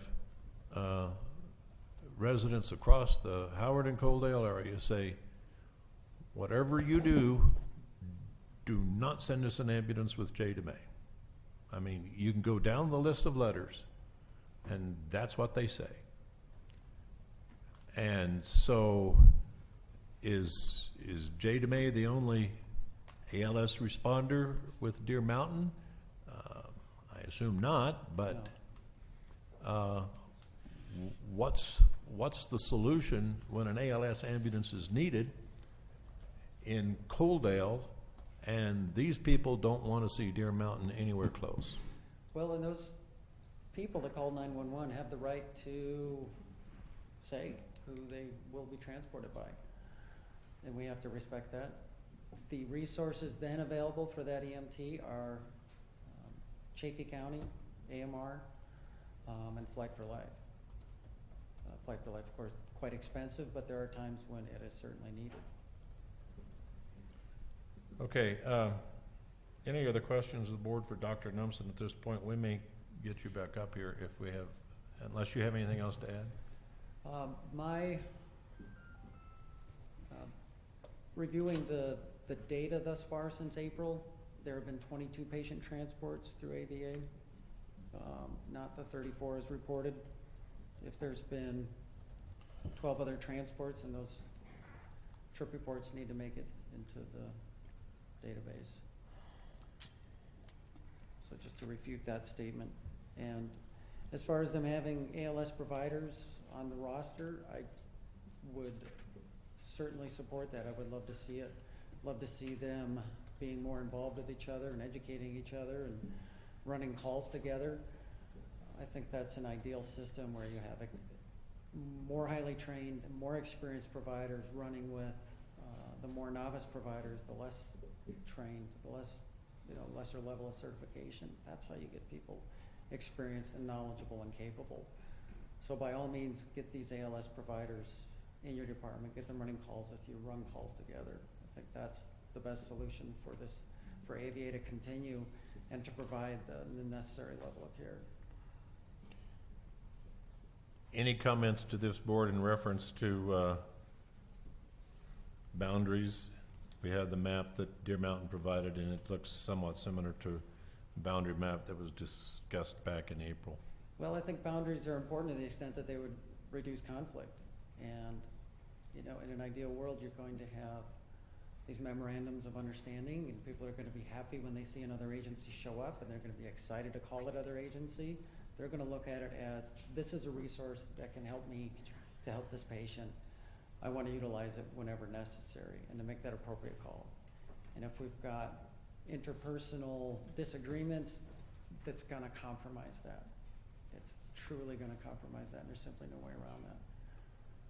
So while the boundaries, I think, would help to reduce some of these conflicts, there's still going to be times when the nearest available agency has to respond into the next district, and we can only hope that with time these disagreements are settled, but at this point it doesn't appear to have made much progress.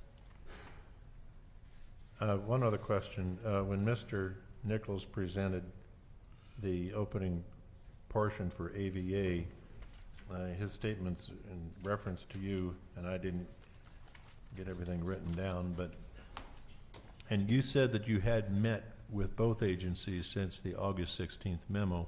I have not met with them since then. Since the memo? Correct. Okay. So, but in Mr. Nichols' presentation, it sounded very adversarial with you as the medical director. How do you now perceive that relationship with AVA? I received no response from them after sending that. I was a bit surprised. They obviously took it in a very defensive manner, that I was being prejudicial against them. But simply, this is an attempt to address the problems I've been hearing about since April. The things that, the actions that I don't think are meeting the standard of care. Okay. For me to continue as their medical director, these things need to be addressed, they need to be adhered to. Does the board have other questions for Dr. Numpson at this time?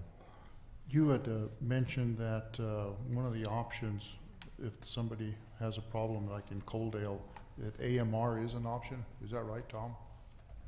If AMR responds, the partner will respond anywhere that they can. Okay. Thanks. The challenge there, of course, is time. Time, You want the yeah. most close available. Okay, thank you. Thank you. Commissioners have any preferences to who they want to hear pose questions to first? Deer Mountain or AVA? Let me take a quick look here. Sorry, I have many notes. Let's go ahead and start with Deer Mountain then. All right.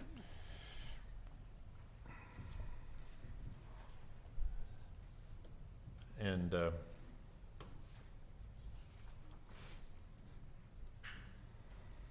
Darren Anderson has already detailed your current staffing arrangement for responding to calls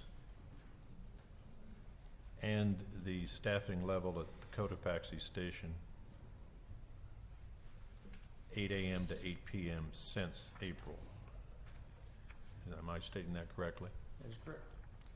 And what has the staffing level at Cotopaxi been since then? I think we've gone, 2 days without staffing down there? Well, since June 23rd, we've staffed every single day. That's with an 8 to 8. EMT and a With driver? an EMT and a driver. Oftentimes, there are 2 EMTs. And it's, Mr. Anderson quoted three locations. The other one is what, Indian Springs? Indian That is Springs. Are you staffing ALS at all these locations? That is negative. So detail that for me, if you would. They are staffed at Station 2, Cotopaxi. Okay, for ALS. That part of the time, ALS. 63% of the time we've been it's over 50% of the time that we've been staffed ALS. And as of the first of next month, it'll be 6 to 7 days. 6 to 7 days ALS. That's when Steve Nutting will come off his other job. Okay,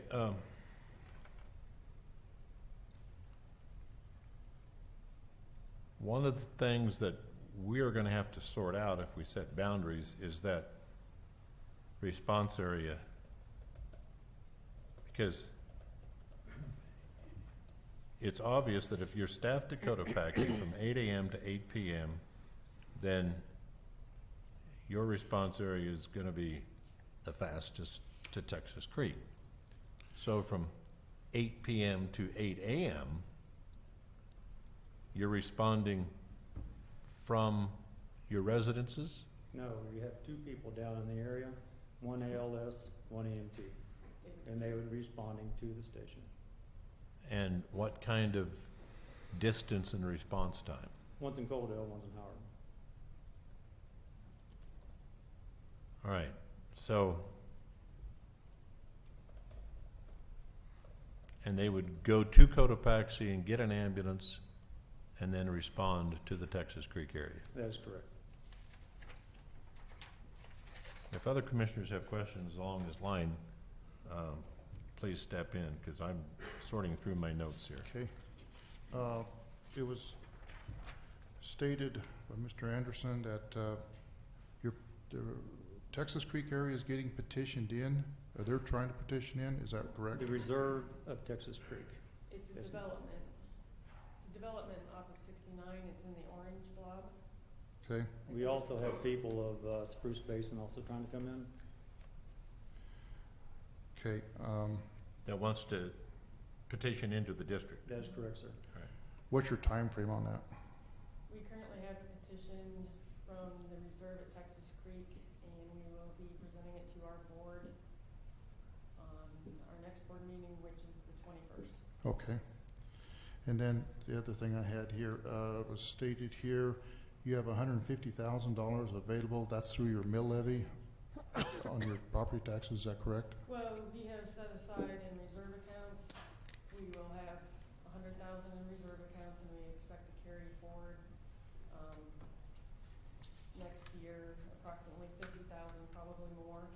Okay, A lot of it's from the taxpayers, but there are, for instance, 50-some thousand that we'll be carrying forward is money that we have earned by sending our fire trucks out to national fires. okay, so you have a solid 100,000 in reserve right now? Yes. Okay, thanks. Let's go back to April, where Deer Mountain, you said at the outset that you needed to run the entire Highway 50 corridor to make this business plan work, That's correct. to staff EMTs and run an ambulance out of Cotopaxi 24/7. So if we try to resolve this by adopting a set of boundaries for response areas that allows AVA to run up to the western edge of Deer Mountain's fire district, what does that do to your business plan, and what does that do to your intent to still staff Cotopaxi? It stays the same. Cotopaxi is in our district. That is our district. They were running off of mutual aid all this time. The mutual aid has gone away, and we are setting down in our district. So it doesn't change anything. She can tell you that we are breaking even right now. We had to wait for 90 to 120 days for our billing to turn around where we're starting to get money back. In August, I think we pretty much came out even, and we expect to do this from here on out. So we'd have to stay. We couldn't go to 24/7 like I wanted to. Obviously, the 24/7 down there went out the window when you guys didn't agree with that, and that's obvious. So we worked with what we got. We've got taxpayers down there. We put people down there full time, and we tried to figure this out to where we can make this happen for the taxpayers who are paying us to protect them. So that is our district anyway, all the way up to Indian Springs up 1A. We share district with Wet Mountain and us. And that's why we put it down there, is to take care of our citizens who are paying us to do so. So if we were not to get any more, that's your decision. We'll live with it. I mean, we'll stay the same the way we are right now because we have proven that it works. I mean, it's black and white. So it will stay the same. Okay. Would you like to see our payroll income and expense and our? Not at this point. I mean, I can sit here and question the business plan just like I previously questioned the business plan for AVA, but you're the ones that have to make it work. Let's go back to the issue that's conflicting me, and that's you've got a 2 a.m. call 3 miles east of Texas Creek. You're going to have ambulance respond. You're going to have people respond from either Howard or Coaldale to pick up an ambulance in Cotopaxi. AVA would be responding either with an ambulance from Coaldale or Howard, and they would be responding from home to pick up an ambulance. There wouldn't be any difference in the time. No, I understand. So how do we as a board resolve that if we set boundaries but are concerned about that area outside your fire district in the Texas Creek area? From 8 a.m. to 8 p.m., we would be closer to Texas Creek. I understand that, but I said 2 a.m. Right, I understand. Do we rotate calls? We're also responding from Station 1. So we've been in service 24/7 at Station 1 since January. So this thing that we've been hearing through all these emails that we haven't been 24/7, we have. So if the 2 a.m. If the Yeah. 2 a.m. calls comes 3 miles east of Texas Creek, you're going to be responding for the Deer Mountain Station? We'll respond to ambulances like we always do. If a call comes out, we respond. But let me understand, are you saying that somebody is staffed with that ambulance at the Deer Mountain Fire Station 24/7? At Station 1, no, and at Station 2, no. Okay. We'll all have to come to the station, get an ambulance, All right. and respond. Like All we right, always so do. back to my question. The 2 a.m. call and the response time from Howard or Coaldale for either AVA or Deer Mountain is going to be about the same. So do we rotate calls? That's up to you. That's not me. I mean, is that an acceptable standard?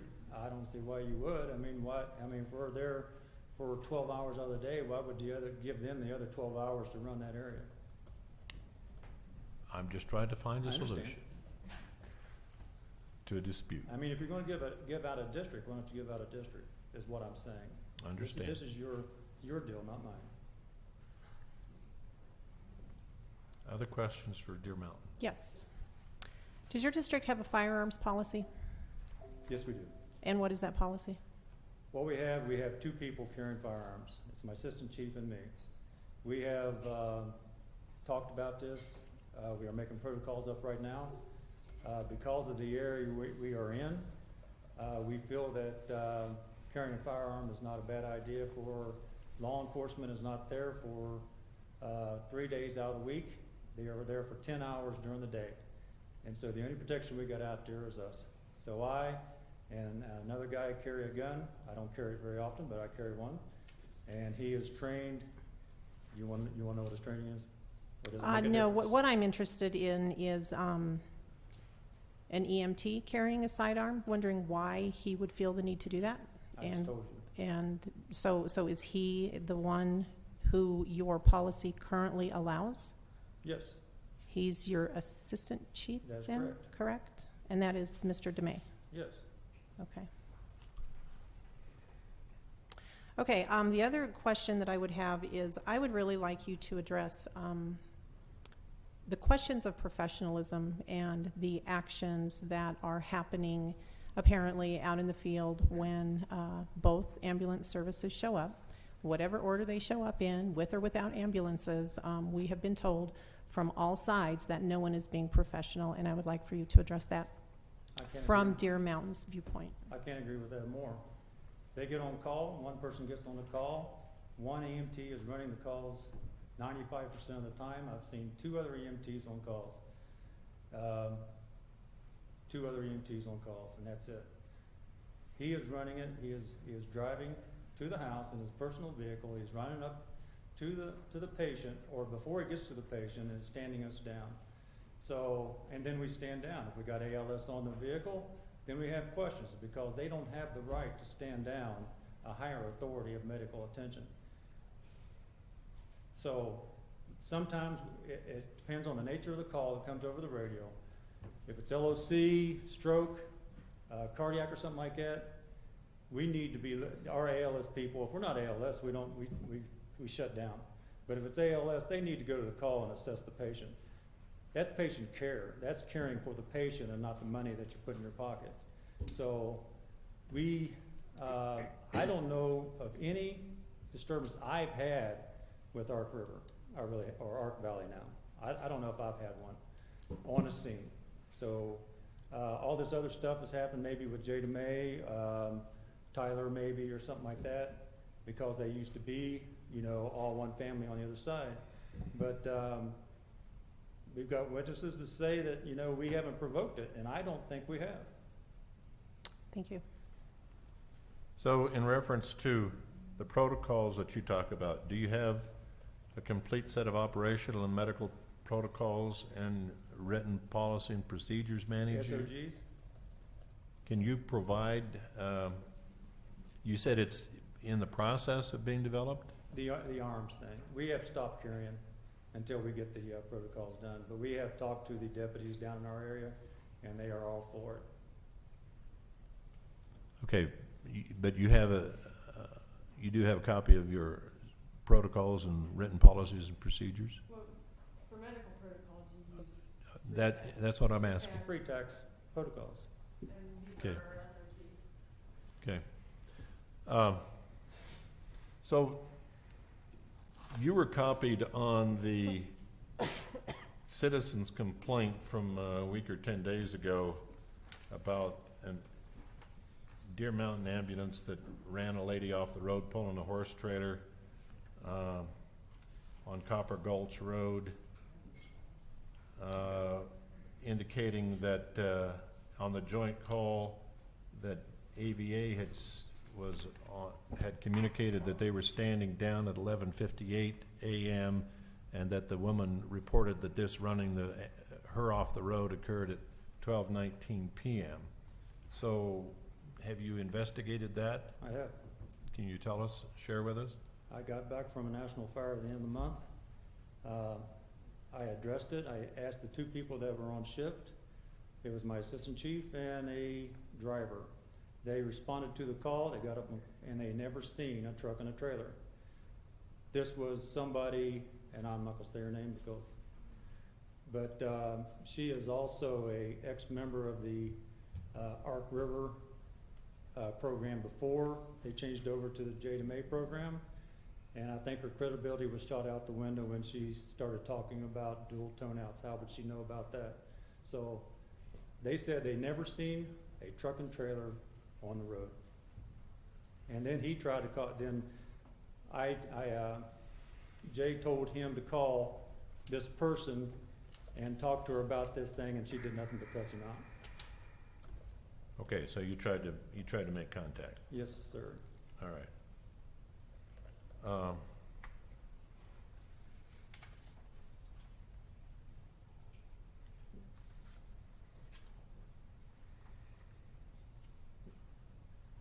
Any other questions for Deer Mountain at this time? Not at this time. We had some reports here of some bills not being paid. As far as dispatch, Dr. Numson, and our own license fee for the county. Can you address any of these bills that aren't being paid? Sure. There's certainly no end of overdue bills that we inherited. We don't have any overdue bills, to my knowledge, from our time operating it. Mark, would you identify yourself I'm for the sorry, record? I apologize. Mark Rowland, and I'm the operations manager for Arkansas Valley Ambulance. We'll be a long time paying off a lot of the inherited bills. So yes, there are quite a few. We've successfully paid off 4 of the 9 vendors that had past due accounts when we took over AVA. We have payment plans for several of the others.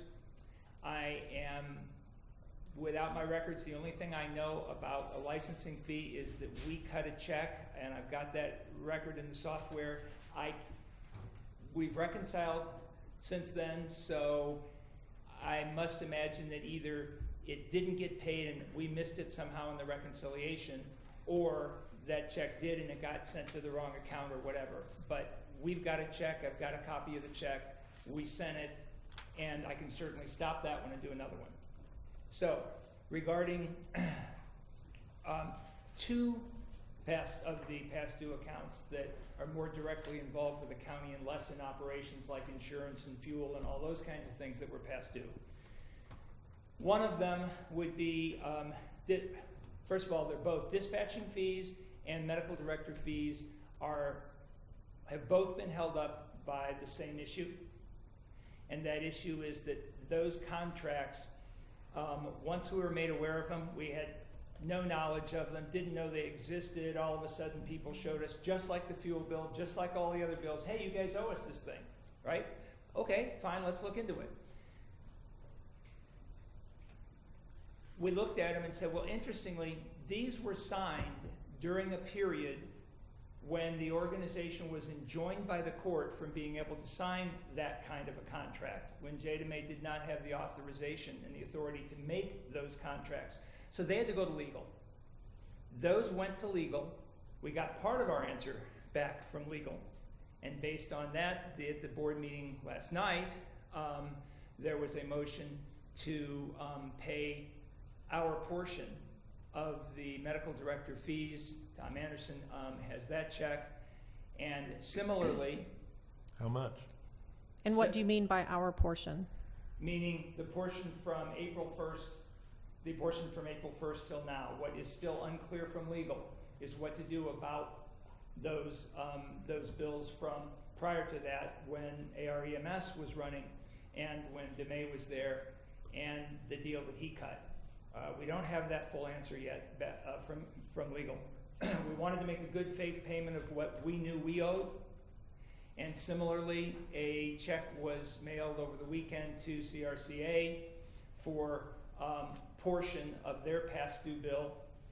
We didn't have the money when we took over this to pay any of those inherited bills in full. We've had to do payment plans with most of our creditors.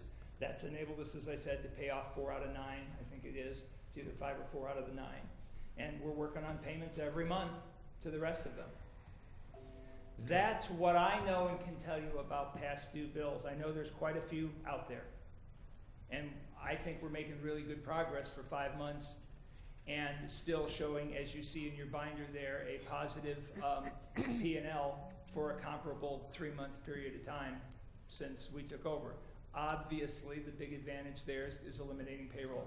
We've, in an attempt to get money to pay our creditors, we've sold assets, put other assets on the market. They are for sale now, including real estate. We have eliminated all payrolls and cut back any place we could see, negotiated payment plans, and we'll be out from under everything by the end of the year probably. Okay, I have a follow-up question for that, that probably I would like Mr. Nichols to answer. During your previous statement, you gave us the quote that we have financial support sufficient to sustain AVA.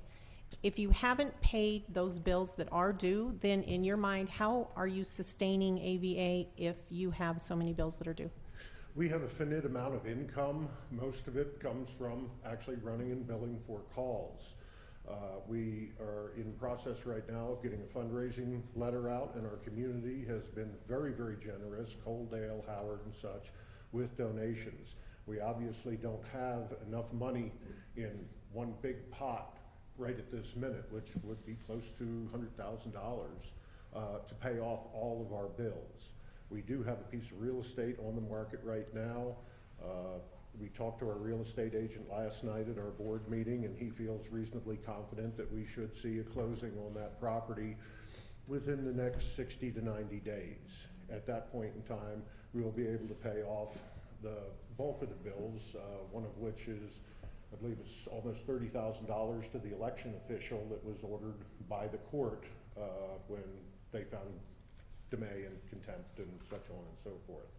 But right now, we have enough income to support the ambulance service, to put fuel, to pay insurance, to buy supplies, to upgrade our equipment, to repair the broken equipment from neglect and such. One of our board members is going to the Rural Philanthropy Days meeting at Copper Mountain. I believe it's this coming week to meet with grantors. We have letters of interest into other grantors. We have a plan in place, and we believe that we are sustainable. Mainly in large part due to the complete and total elimination of any payroll. But they spent 4 years running up debts. You know, it's really easy to tear something down. It's really hard to build it back up again. We believe that we're on a steady path to rebuilding the service. Okay, thank you. I have another follow-up question for that one then, and whoever would like to take this one. Have you ever given consideration to forming a special district to actually give you that repeating tax base? Yes, ma'am, that was in the presentation. So where, I mean, where exactly? Absolutely. When I first came to AVA a while ago, if you were in the western part of the county and you said the phrase tax district, they went looking for a rope and a limb to put it over. So we said, well, why don't we use the euphemism of a long-term solution if you won't let me use that phrase yet? Clearly, that's the only logical answer. Where are we? We've got a couple of people who've gone through that themselves, who are advising us, a couple of fire chiefs who've created an ambulance district, who are advising us. We know that's where we need to be. It takes some money to start as well, and mostly, it takes some public confidence, which we're rebuilding right now over these last 5 months. If you put it to a vote when everybody has in their mind the image they had of Ark River EMS over the last few years, it's going to be pretty tough for them to vote to pay money to support it. Now, as you see here today, as you've seen by those letters, etc., I think we're closing in on the place where we could turn the corner and actually have the successful year to 18-month run-up that it would take to get that through. Our plan, absolutely, at least now I feel that it's a little safer to say tax district because everybody has seen that there's only a couple of alternatives when you look at the different national models, and those won't work here. Okay, thank you. I do have a couple of other questions, but I kind of interrupted Commissioner Payne, Okay. so we could return back to him. You have anything else? Yeah, thank you very much. Sure. Okay, you said, was it yesterday that you voted to pay Dr. Numson? Is that right? Is that correct? The board is scheduled to meet once a month. That last night was its scheduled meeting, and between the last two board meetings, we had gotten advice from legal, our counsel Steve Nolan in the Springs, and so the board voted last night to pay the last 7 months of our assessment for the medical director fee. Okay, so he'll be getting paid in full, I assume.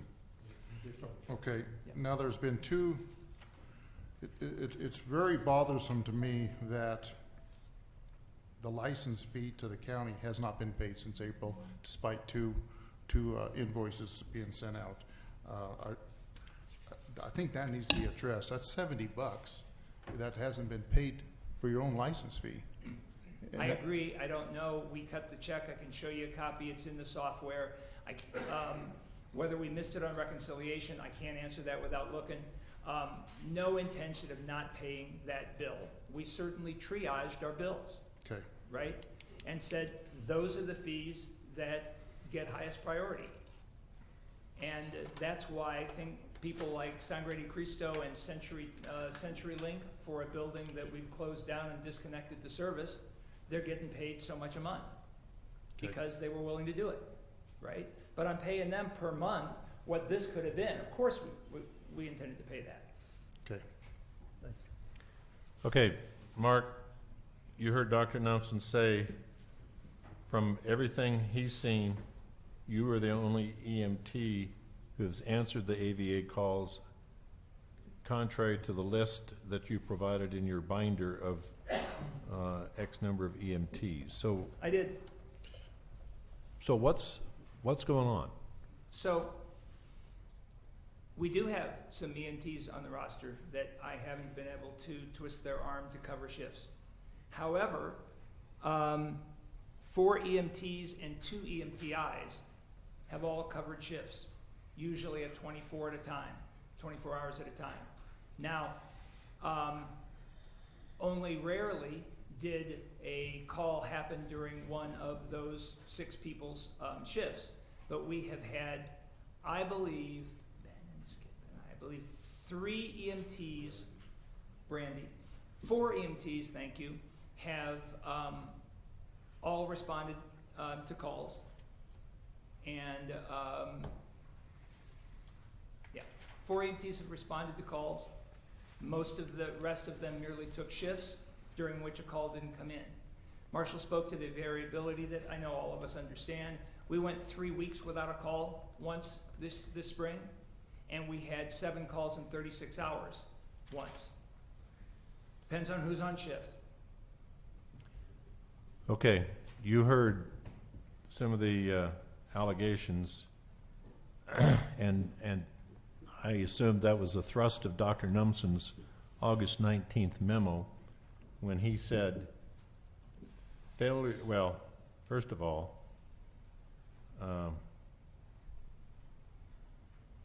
August 16th.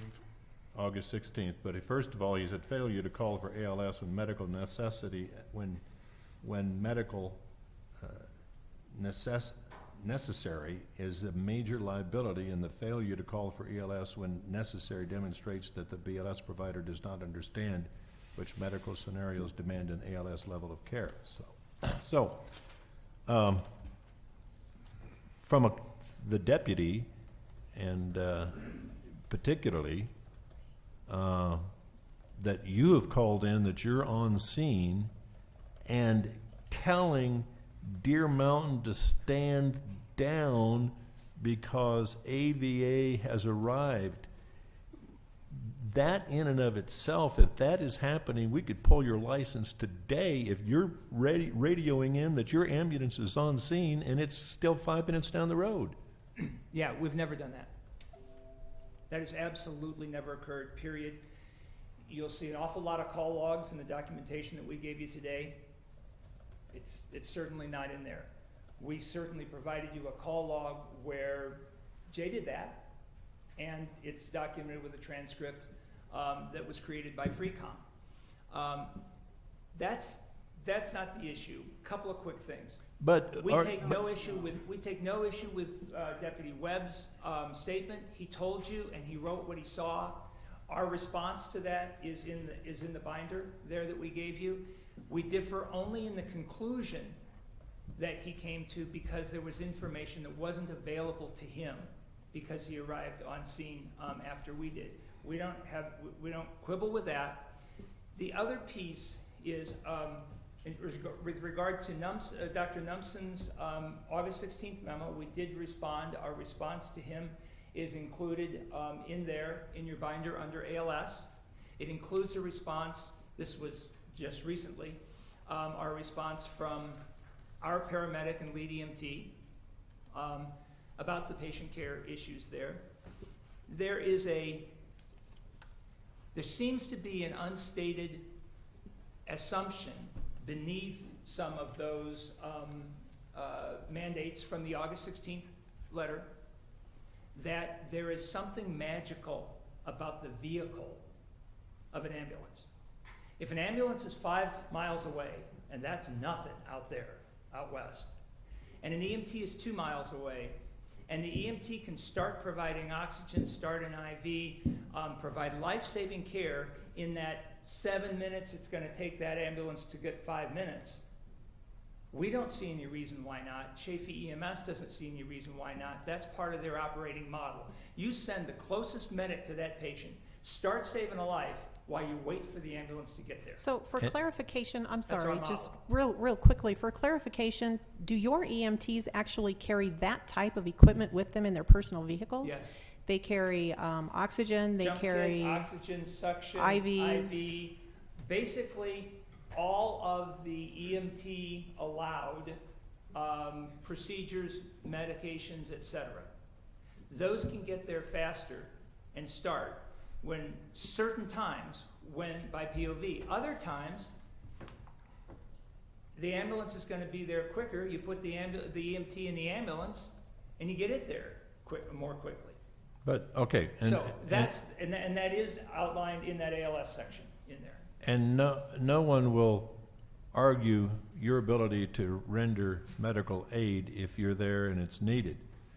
But when you arrive personally and your radio is in hand, are you radioing in to dispatch that Mark Rowland is on scene, the ambulance is en route, or are you radioing in that AVA unit such and such is on scene? If I get there first, I know where the ambulance is. I know how many minutes in back of me that ambulance is. The first job is to do an assessment of the patient. No, answer my question. I don't understand. I don't know which question is. What, no, hold on, Marshall. I want Mark to answer my question. Good, ask again. I want you to answer. When you arrive to render aid, are you radioing into dispatch that I, Mark Rowland, have arrived in rendering aid, or are you radioing in that AVA unit such and such is on scene? I use the radio call assigned to me as an individual on AVA, which is 4 Adam 109, is on scene. And The ambulance is still en route. so that's your call sign? Yes. Is that interpreted by dispatch that the ambulance? I can't speak for them, and so, but I doubt it. So you have never arrived on scene, contrary to what the deputy said. You have never arrived on scene, started to render aid, and told the ALS ambulance to stand down. We don't know whether it's an ALS ambulance or a BLS ambulance at that part. Most of the time, unless we happen to hear it on the radio, once we've completed a patient assessment, not even completed, once the patient assessment has indicated that it doesn't meet the criteria established in protocol for an ALS call, then we stand down the incoming ambulance. Whether or not your ambulance is on scene, you stand down Deer Mountain. If you're personally on scene but the ambulance isn't there, what would you do if your ambulance had an accident and couldn't arrive at the scene and you stood down Deer Mountain? Good question. There was a call like that where the roles were reversed about 10 days ago. Then you change the call and ask them to return.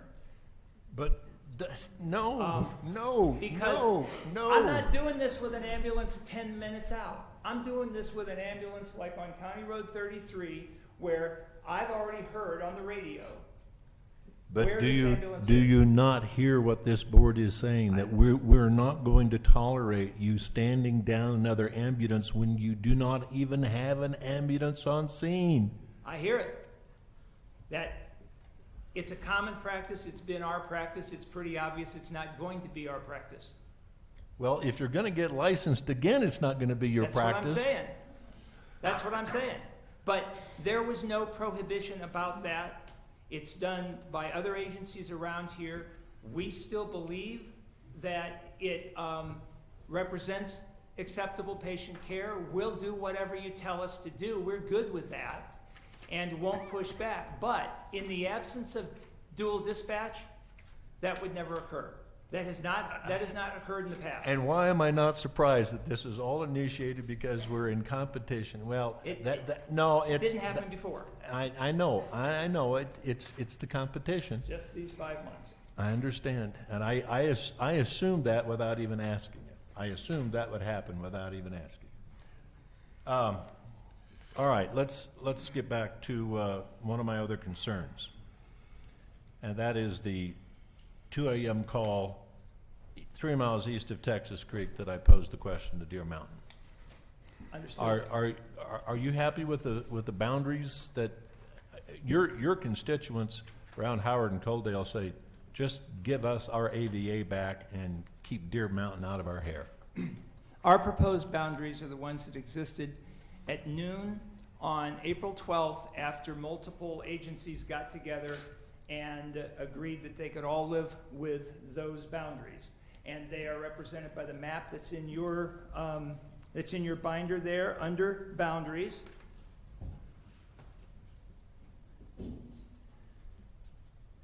So we don't have a new proposal. So you would respond to the western edge of the Deer Mountain Fire Protection District? Yes. In some areas, in some places, we would respond past it.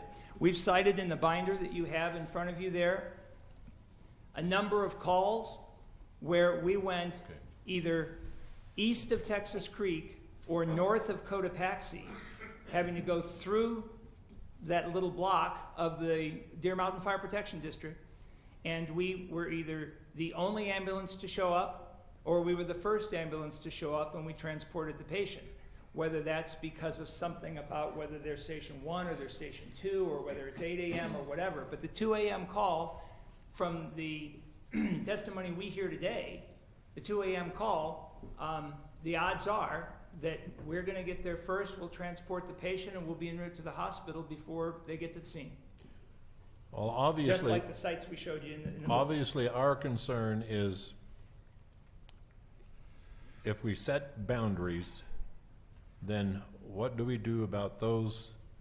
How do we form some kind of structure for the two agencies to coexist in the area, in the no man's land area down by Texas Creek, when Deer Mountain is not staffed Cotopaxi from 8 p.m. to 8 a.m. and you're basically responding from the same general area? You heard Joe Watts say absolutely, or when I asked him about rotating calls, I saw shaking of heads in the back row say absolutely not, we don't want to rotate calls. So what's your solution? I'd like to address this if I could. Okay. Historically, Arkansas Valley Ambulance and all of the other fire districts have operated under mutual aid agreements with one another. If we can staff it, great, we'll go staff it. We will take care of it. If we cannot staff it, then we call our neighbors, get them to come staff it. We have with Chaffee EMS, we have with American Medical Response for the Highway 50 corridor and the arterial roads. Chaffee County EMS has said that they will come on whatever level we need them, whenever we need them. I would hope that once this whole little dispatch thing gets sorted out and such, that we could come to an agreement with Deer Mountain for a mutual aid agreement as well. Do you call in when you're out of service? We haven't been out of service. And we're in service Right, so that was the other piece of the question. And Marshall, in your opening presentation, you talked about when you intend to be ALS 24/7. And when was that again? We're hoping by the end of Thanksgiving in that area, give or take a few weeks. It all depends on when our RN, who's doing RN paramedic, when she gets out of school, when she gets her national registry, all of this happens. It's a whole system of checks and balances. There's background checks. So what assurances can you give this board that you'll be ALS and that you'll actually have people responding as ALS? Well, we have ALS today. If a call comes right this minute, there's a paramedic that will provide the patient care. I don't know that I can, in good faith, assure you that we will be 24/7 ALS, and especially ALS paramedic, all the time. Okay, then how do we logistically handle that? Do you call in when you're staffed ALS? Yes. If I could, That's Commissioner? what we did. The minutes from our April 12th licensing meeting require AVA to notify dispatch when you are in ALS status. Right. Otherwise, BLS status will be assumed. I agree. If you Correct. call FreeCom right now, they'll tell you that we called in ALS status for this 24-hour shift. Okay, so my question is, how often does your status change? Are you calling them on a daily basis? Have you been BLS for the last 2 months until today? How is that working? I don't have a hard number. I'm going to say we have been BLS over 90%, less than 95%. I'm kind of pulling a number there, Okay. but it gives you the sense of it, right? We call them over ALS. We have 2 EMTIs who've been providing the ALS level, and it's our paramedic today. One of the things that came out of the other questions, if you'll indulge me, I'm going to say a week and a half ago, we had a single patient from a very serious motor vehicle accident that was absolutely every bit of a ALS call. Deer Mountain had already advised that they were out of service on the radio. That's in the transcript, should be there in your binder. And we knew that Chaffee, by listening to their radio, we knew that Chaffee's closest ambulance was north of Poncha Springs. We could get to the hospital quicker than they could get there, and the same thing for a flight from Reach in Salida. And so the quickest way to get that patient to that emergency room was for us to do it, even though we were looking for an ALS ambulance and didn't have one when we needed it. As a matter of fact, speaking to the ER doctor the next day, he said, well, we didn't even have much we could do for that patient. That's why we flew her out. So your call to get her here as quickly as possible turned out to be the right one that way, even if there'd been some fancy magic. So could you explain the difference between the numbers of transports that you gave to us compared to the numbers that Dr. Numson had? No, right now I can't until I look at the numbers. What I can do is speculate only that some part of that is a difference between transporting a patient and a patient contact that may end up in a refusal, or it may be a treat and release. I don't know. I'm not looking at the numbers. You had 1, 2, 3, 4, 5, 6 no transports, 2 were deaths. Yeah. The others are refusals. Frankly, I suspect, I got to throw somebody under the bus. I'm going to suspect that when we said transport earlier, that we used the phrase incorrectly, that if you added the patient contacts to the transports there, that would be how many patients we've served. We had an accident not very long ago on the highway. The metal destruction looked bad. The patient was fine, had a slight cut, wrapped the cut. Patient refused transport, didn't need it, signed a release, and went on their way. That might have been included in the 34 number for a patient contact and would not be in the 22. That is speculation because I'm not looking at my numbers. All right, thank you. That is in the 22 number. Okay, arm. So if you're running BLS, you need an ALS ambulance, who will you summons? The closest one? Well, no, let me say it a different way. The one who can get there the most quickly, okay? Whether that's a helicopter, whether that's Chafee, whether that's Deer Mountain, or in some cases in the past, it's certainly been AMR. I've called at least 6 helicopters myself over the years here in Western Fremont County. We've regularly had ALS intercepts with AMR and with Chafee in the past, and the only reason that Deer Mountain isn't in that list is because they didn't have an ambulance at that time. So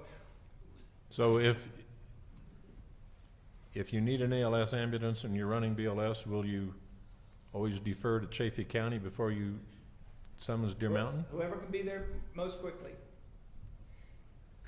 Motorcycle accident recently, Howardish area on Highway 50. Deer Mountain had an ALS ambulance that was actually behind us by not very far. We knew they were en route. I stood down, stayed available. They went in, they treated the patient. They found they had 2 patients that they wanted care for. Knew I was there within a mile of the scene because they passed me.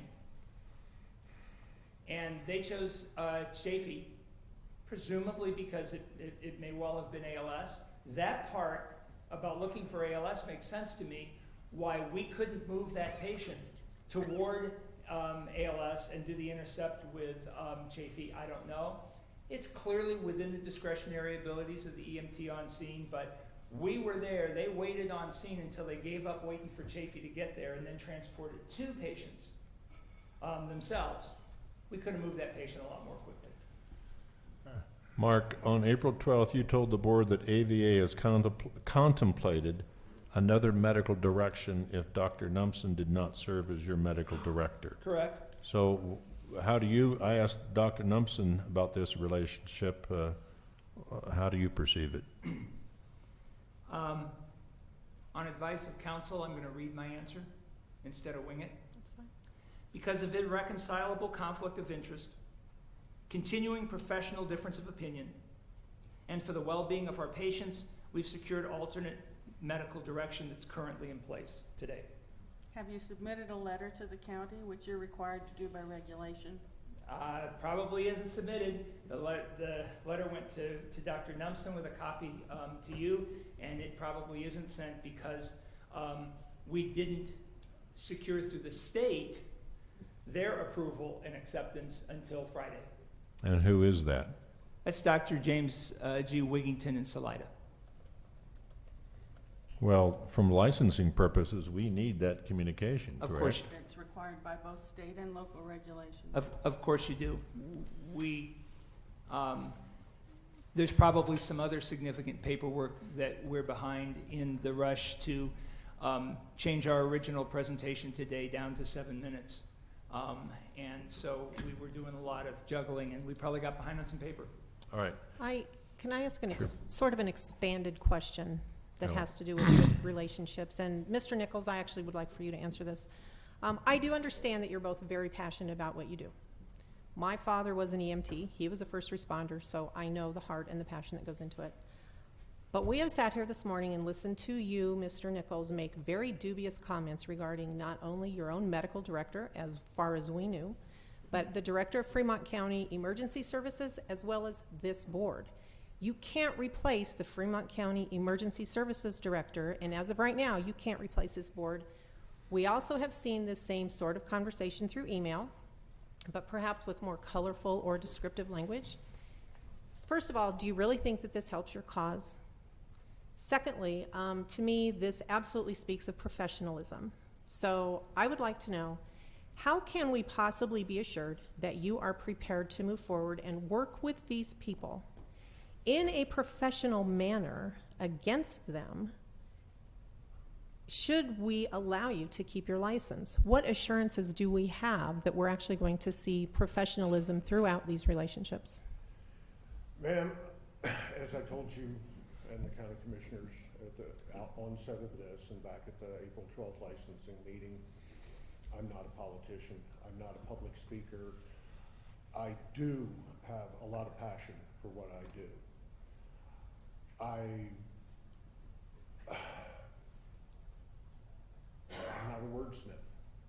say what comes out of my mouth a lot of times is put down on paper.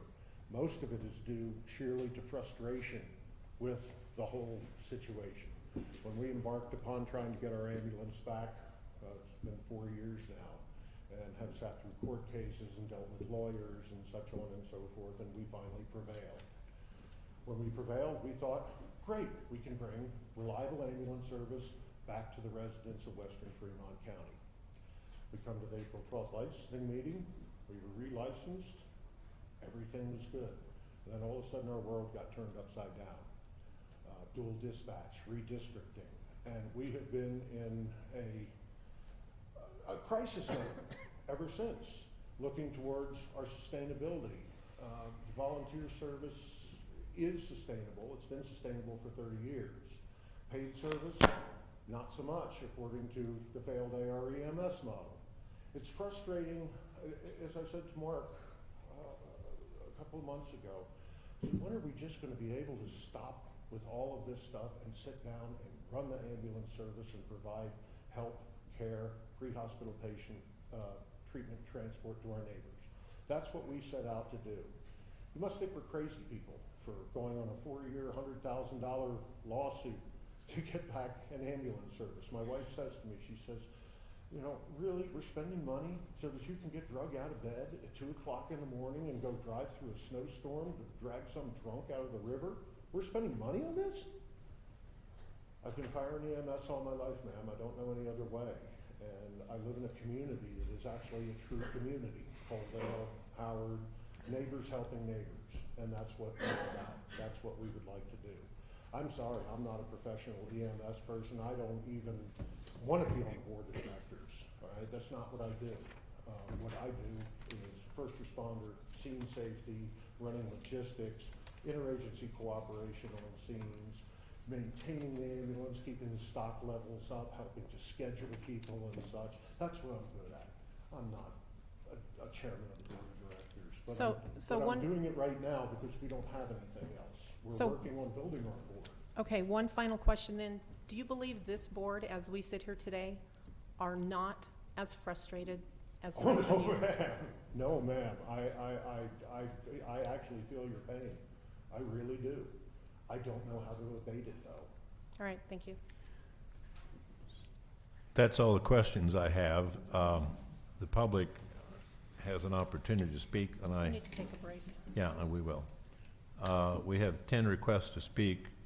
We're going to take a break. Thank you. But let me tell you that when we come back to take public comment, this board has received all of the written comment by email. That was distributed to both agencies for their opportunity to review. So I would encourage you, if you want to comment, try to keep your comments to something that we have not heard. As you've heard me say at least twice in this hearing, that the residents of Howard and Coaldale have made it clear that they want AVA to respond to their medical calls and not Deer Mountain. I think that message has gotten through loud and clear. So if you can offer other information besides those emotional feelings, then that would be appreciated. I'll take a break and we'll resume at about 3 minutes before 12 noon.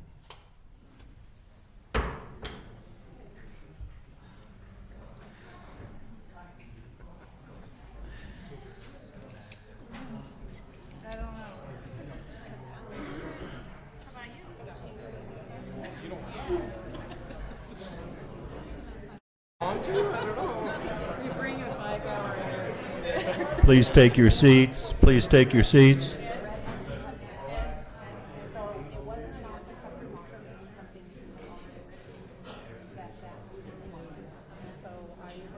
That was my question, was how can you be professional in the future? And you're not alone. All right. So, okay, thank you.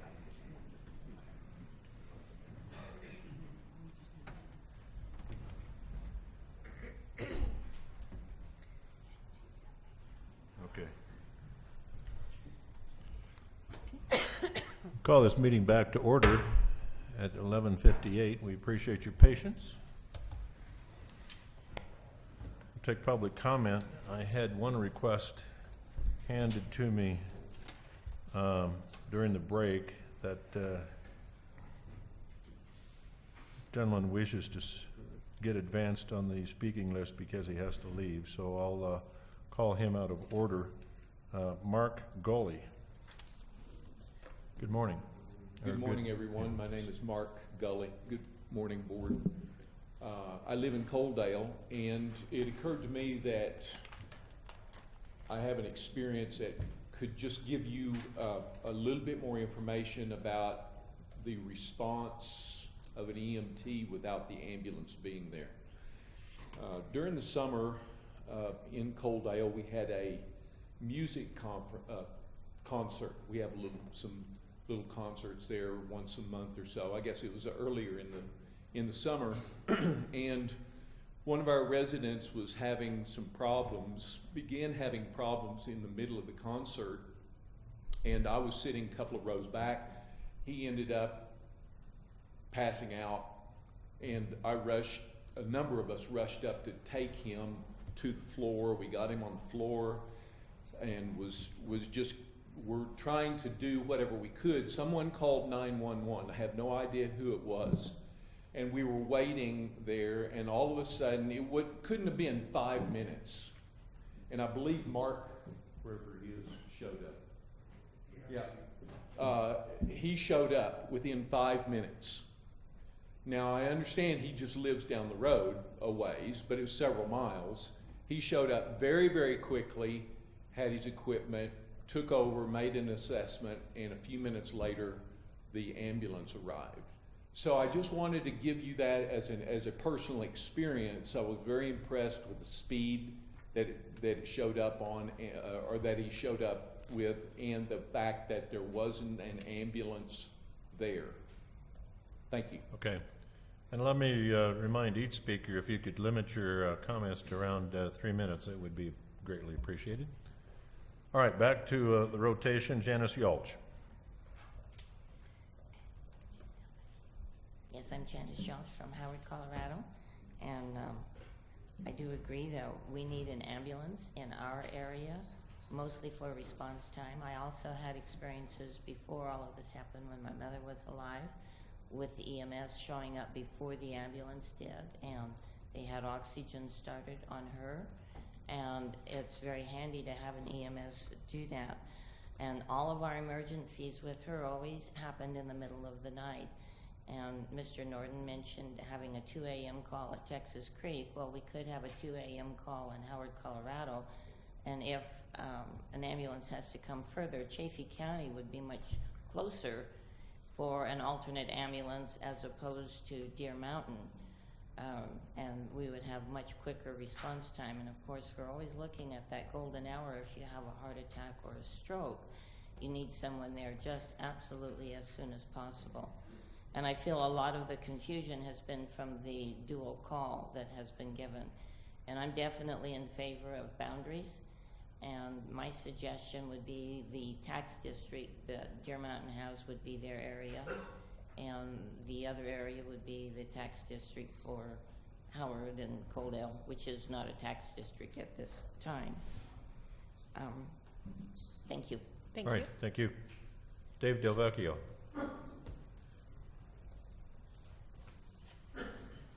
Morning, Chief. Good morning. My name is Dave Del Vecchio. I'm the Fire Chief of the Kansas City Area Fire Protection District, but I'm here today as the Chairman of the Combined Regional Communications Authority, which is the local dispatch center, more commonly known as FreeCom. A couple of items. I know Mr. Rollins spoke to the past due invoices for dispatching services. That was initiated through the previous administration of Ark River EMS when Jay DeMay was there. So I am glad to hear that they possibly cut a check for part of those services, and I will do follow-up on that aspect of it. CRCA, FreeCom has had concerns in that respect only because all of the entities we dispatch for pay a fee for service. We have expenses to provide that dispatch service, so we had concerns with AVA moving forward if there was not going to be able to pay for those services and who would absorb that. In conjunction with that, CRCA had to make a statement in regards to the dispatching protocols that have been put in place, which the CRCA board does not agree with the dual dispatching. And as the county moves forward with your licensing possibilities here, our recommendation is that the dual dispatching aspect needs to go away. It adds an additional burden to the dispatch center for the dispatchers. The recommended course of action is going to be a defined response area, because the dispatchers utilize a database when calls come in or a location comes in, that they know who's responsible for that.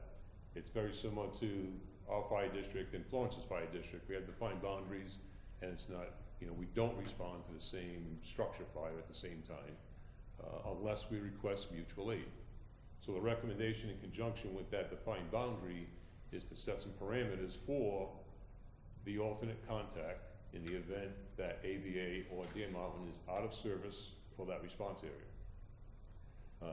I will be here till about 12:30 if there's any other questions, but I just wanted to make that point clear. That dispatching arrangement was done outside of CRCA, and we are not in favor of maintaining that dual dispatching arrangement. So. Okay. Okay. Thank you. Thanks, Chief. Janet Lastovica. Thank you. All right. I'm here to speak in favor of AVA for sure. I'm a retired nurse, and I was involved in many aspects of the healthcare system over the years. I'm also familiar with nonprofit governance and ambulance service issues. Was on the board of directors of the Chaffee People's Clinic. I was the president, and I've served on a number of local boards in the Howard area as well, and continue to do so. And I served on the board of AVA back in 2004, 2005, when I was the finance director. So I think I can speak to some of these things. I do want to say that one of the reasons that these gentlemen today have had a hard time paying bills and finding out what was going on was the great difficulty we have had in sorting records and finding those bills and finding the vendor information. I have spent at least 30 hours in the Howard Fire Department with tables and tables of papers and files, sorting and trying to find information for these guys so they could do their job. I was, in 2012, I certainly became aware of some of the issues that were going on with the AREMS service. I am one of the plaintiffs, was one of the plaintiffs in the lawsuit, as was my husband. And it was really important to me to see this, what was once a community-based organization, deteriorating into a self-centered, secretive organization that the people in the community no longer had access to and were consciously kept out of until the court ruled that we needed to be there.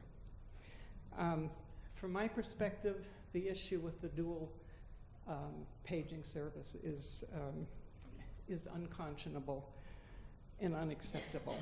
And I'd like you to think for a minute about the risk factors in just driving one ambulance in western Fremont County. You go on the other side of the river, which is a dirt road, and this actually happened recently. My husband and I were having a picnic lunch or dinner down by the river, and an ambulance went by. And so then we waited till the ambulance had gone, and then we drove down the road. Well, we had to maneuver horses through horses that were, as did the ambulance. We had to, in washouts, things like that, and that's on a good day. So if you have two ambulances racing down 45, I believe it is, it just further adds to the overall risk anyway. And it is happening that there are races to get to the patients, and I don't care where you stand on this issue. That's just unacceptable to everybody. Taking risks, speeding down highways. An EMT from Howard driving to Deer Mountain to get the ambulance to drive back to Howard. I mean, this is bizarre. And I believe it is unethical and unsafe and a waste of precious time and resources. And to me, the tax district is the logical way to establish boundaries. And I would think the taxpayers of the district might think that too. But anyway, we are really, truly dedicated to making this happen for our area residents. I will not be an EMT, that's for sure. I have high respect for those guys and women, excuse me. And I know that we are going to make this work for us. And it will require some patience, but you have to understand that we inherited thousands and thousands and thousands of dollars of debt and a useless building. And we have to deal with that, not the people in Deer Mountain. And if we have a medical emergency at our home, we will be calling AVA. I know that in our community, our responders are all going to work together in a respectful, kind, compassionate manner for each other and for the patients they serve. Thank you. All right, thank you. Thank you. Marcia Rowland.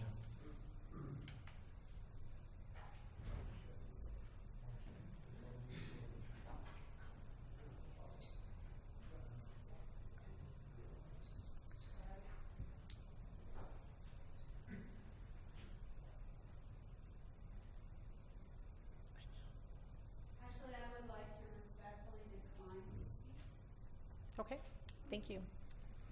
Okay, thank you. Ron McFarland. I also would like to withdraw my name. I think there are others who have more important things to say than I do. Okay, thanks, Ron. Yvonne Stromberg.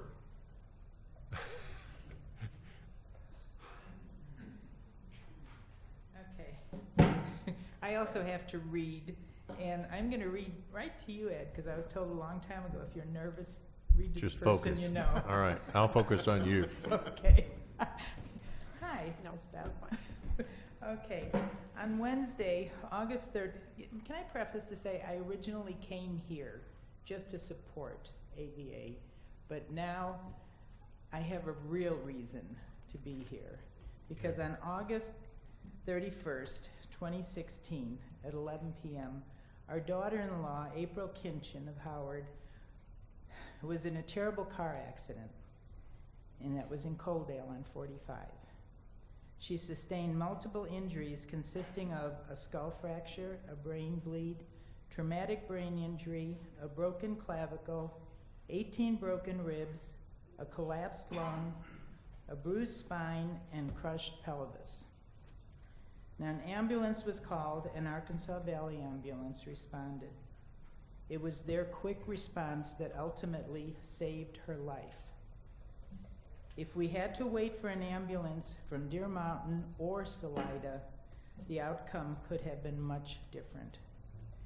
No words could express the gratitude my son, her 4 children, my husband, and myself feel towards our local ambulance service and crew. We learned from our personal experience that response time is extremely critical. Not to have an ambulance located in our area could mean a matter of life or death. Now, I have been involved with AVA since it was Ramrod.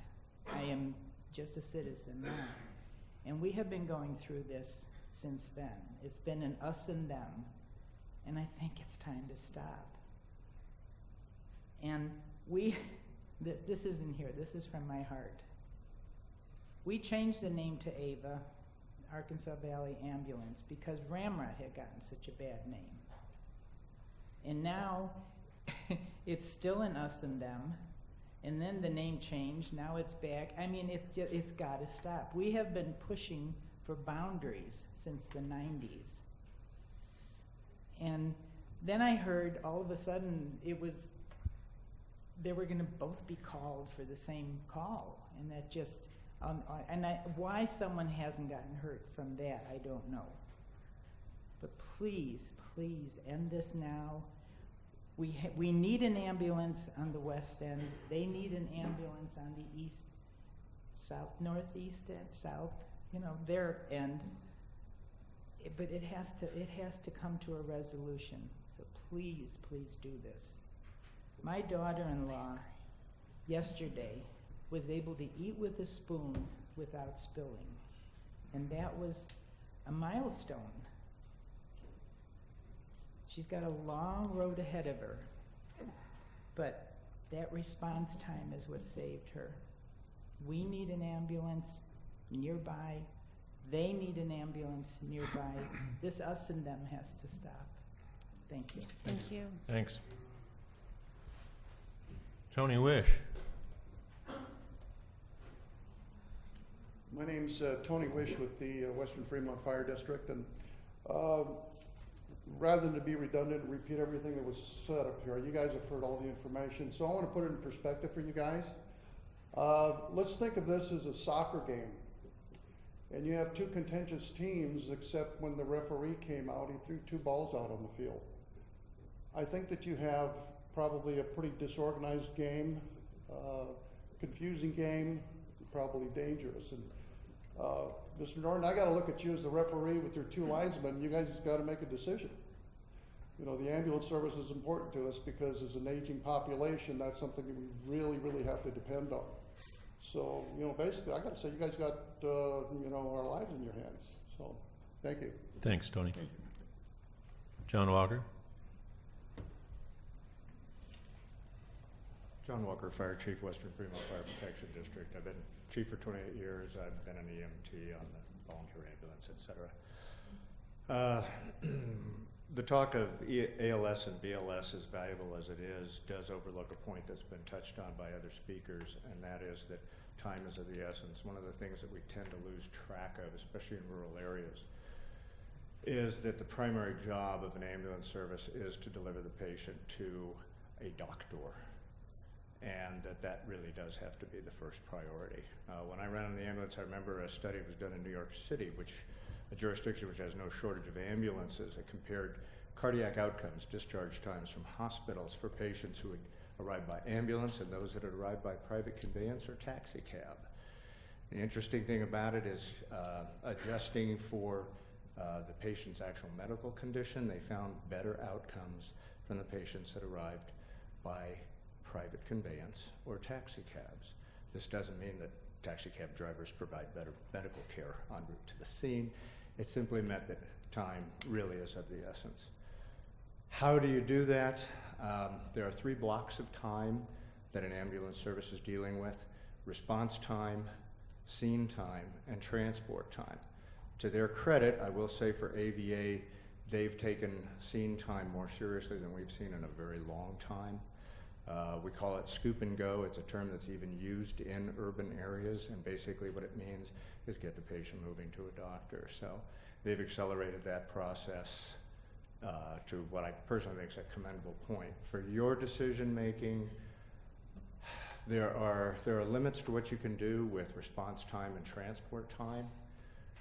One could, in fact, look at the population served, look at the distribution of the population, and then look at both response and transport times from any given location there.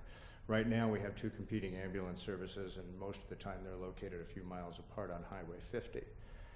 Doesn't work out too badly frankly in my direction toward the west end, because the population is essentially concentrated on the Highway 50 corridor. I'm not really sure that that's serving the central portion of the county all that well, because there are some considerable distances involved. But it would seem to me that it's not out of the question you can look at mileages, you can look at speed limits, and actually say, how do we truncate this time? How do we bring that time down to as short a time span as possible, using both those response and transport times to provide the best service for the largest number of people? It should be possible to do this. It's not going to, it would definitely take some work. It's not going to be an easy decision, but it would provide an option and something of a more scientific template. Thank you. All right, thanks, John. Darlene Moreau.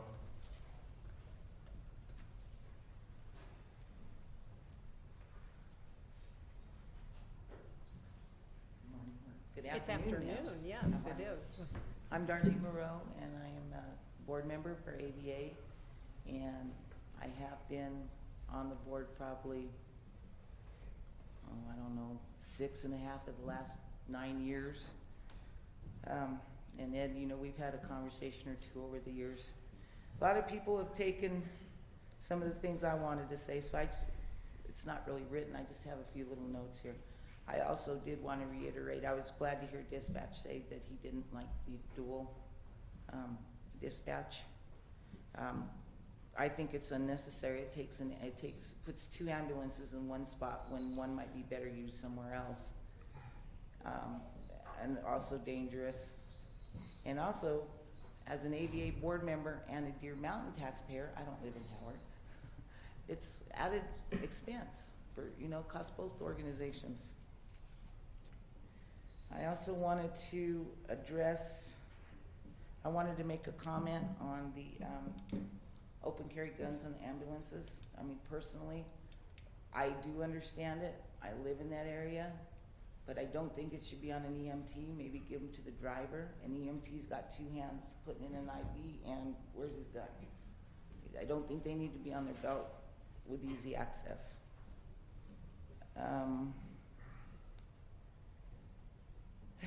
And I do think if the dual system quit, I think that I believe that AV and Deer Mountain could work together a little better through a mutual aid agreement to what they are now racing to scenes.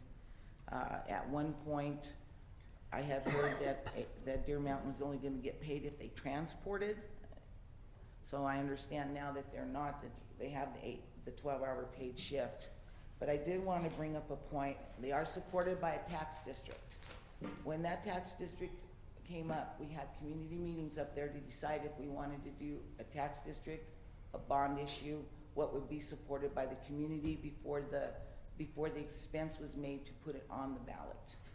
This was a flyer from that time, and I just want to read one little paragraph to you, that the bond issue never got addressed. We never put it on the ballot, never voted for it. The tax increase, the mill levy increase was, and this is how it was presented to Deer Mountain. Okay, none of the proceeds of the proposed mill levy will go toward personnel. The fire district will remain 100% volunteer organization, including our fire chief, firefighters, and other personnel.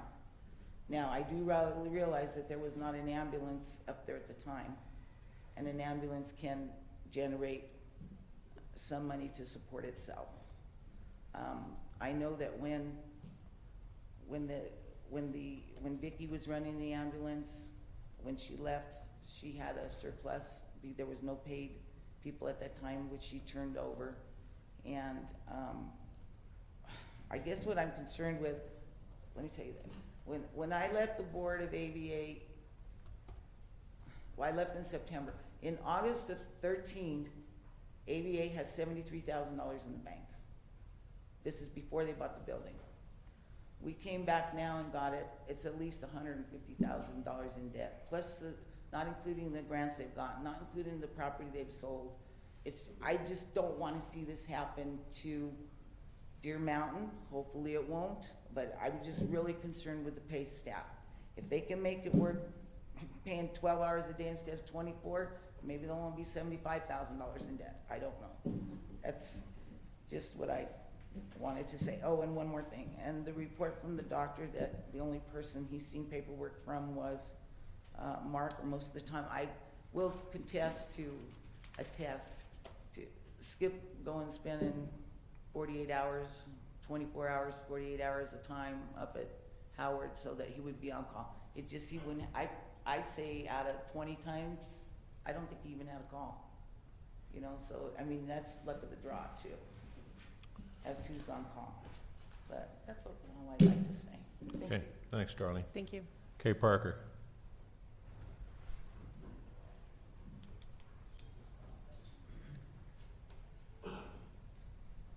I'm Kay Parker. I live in Coaldale.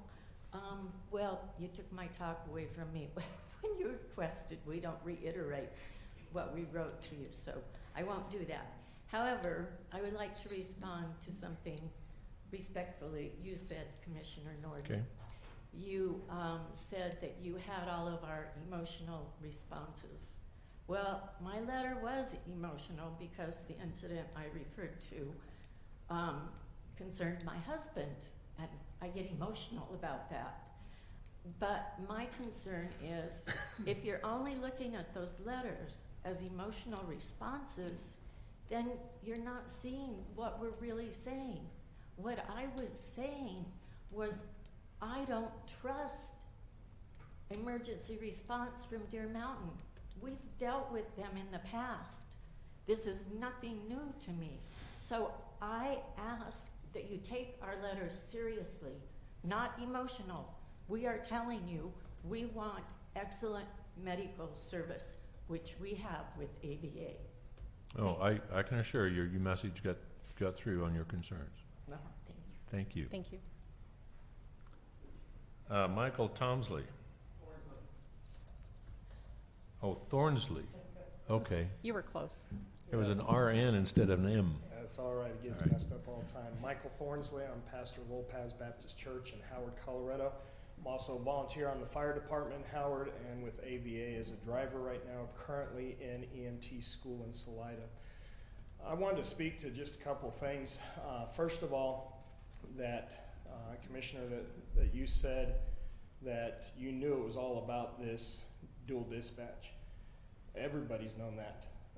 If the dual dispatch had not happened, most of these issues after we took over AVA again would not be. But two of the things I really want to talk about is what I've learned in EMT school already in just the couple weeks. We've talked a lot about emergency service and getting to the patients. And we need to understand AVA is a volunteer service. As such, we don't have people sitting at a station waiting for a call. We don't get paid. But even in school, they're teaching us that in rural areas where it's not a paid service, it's a volunteer service, it's common for an EMT, if he's going to be closer to the call than the ambulance, to go there first and then wait for the ambulance to get there. It is common in rural areas. And so I want to make sure we understand that, because it seemed like you were pretty much looking down on that. When that's a practice that happens quite often, it's been addressed here how it's been successful. Second thing I want to address is just the fact that I've been on calls with Mark Rowland. I've been on calls where I haven't had a call when I've been on a call for 3 or 4 days. I have not had received a call. But I want to say that Mark Rowland has always put the patient's needs above anything else. That accident he spoke of where there was 2 motorcyclists injured, when I came upon that accident, I was coming home from work. I drive bus for Cotopaxi School. I called Mark immediately. I said, why aren't we there? I mean, we're much closer. And he said, because I stood down because it was obviously an ALS call and they had the ALS. So anybody to try to say that, especially Mark Rowland's name is the one I've been hearing a lot, would not let ALS come in when it's needed, that's a bogus call. And so I just want to speak to those things. Thank you. All right, thank you, sir. Skip Moreau.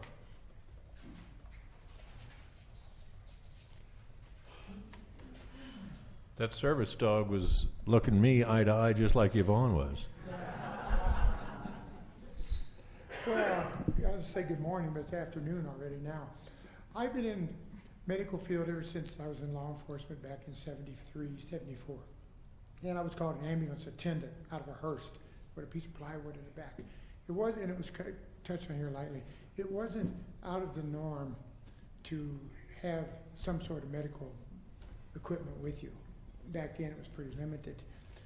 After I got into, as an EMT, I worked in Leavenworth, Washington for my clinicals. We got on calls there, a couple calls for ATV accidents, which we went to, and we pulled a guy out about a mile, took him out. The medic that was on scene had his jump kit. He showed up without an ambulance. It took us about 2 hours to get him out, get the person out of there. The ambulance was there waiting down at the bottom of the hill.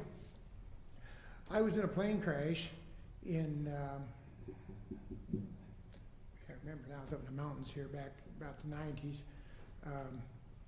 And they flew in medical personnel with jump kits, all in their bags, and administered first aid and everything else till we all got out of there. And then we met the ambulance down at the bottom of the hill. Steamboat Springs, where it was at. So it's not unusual. I've worked for AVA before Deer Mountain had an ambulance service, and it wasn't unheard of. I went on a couple calls where the ALS person, and showed up in a POV with his jump kit, his bag, his meds, all the hard drugs and everything else, and jumped in the back of the ambulance, left his vehicle alongside the road. I'm also licensed in South Dakota as an EMT, and that's just kind of like a glorified driver up in that state. But I work at the Full Throttle Saloon as medical personnel, and we're restricted a lot more up there than we are here. In Colorado, we can do drugs, the 5 drugs, oxygen. It's really amazing what Dr. Provider, Dr. Numson, and the state has allowed the EMTs to do. I'm also a wilderness EMT.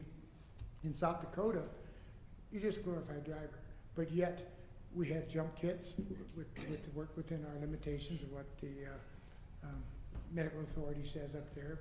So it's, like I say, I just want to highlight on it. It's not unheard of especially in the wilderness areas or rural areas, for EMTs, and especially in Colorado, to have their everything. Everything I have in my truck is pretty much everything that's on that ambulance for the state of Colorado. And I had to work within my area. Ain't that right, Doc? So it's not unheard of. It's really a good practice, because there's been a lot of times up in Texas Creek where ATVs have went over, and we've showed up there with our first aid kits, everything we have in the ambulance, get back in there, get the patient out, do IVs, femur splints, whatever necessary for good patient care, and get them out, get them on the ambulance and get them out here. So it is not heard of, and I kind of seem like you're a little bit vague on that, and I'm sure you're going to hear a lot of other stuff, but that's what I wanted to hit on. So thank you very much. All right, thank you. Let me just state again, as I stated earlier, from the comments from Skip and from Mr. Thornsley, as I indicated earlier, this board would certainly not suggest that an EMT not render aid. The point of question was whether an EMT was on scene and radioed into dispatch that the ambulance was on scene and radioed that the other ambulance should stand down. That was the question. And I understand. Okay. That's all the request I have to speak. Is there anyone else that wants to address this board as part of the public hearing? Well, let me see again. She can come on up. Yeah. Eileen Owens? Okay, I'm sorry. I must You have missed her. sorted through yours. I've got it. Come on up.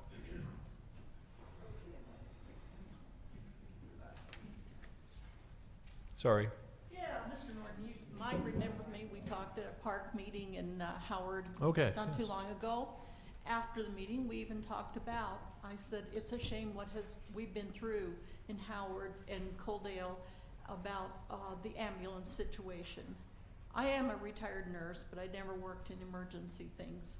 Didn't like to.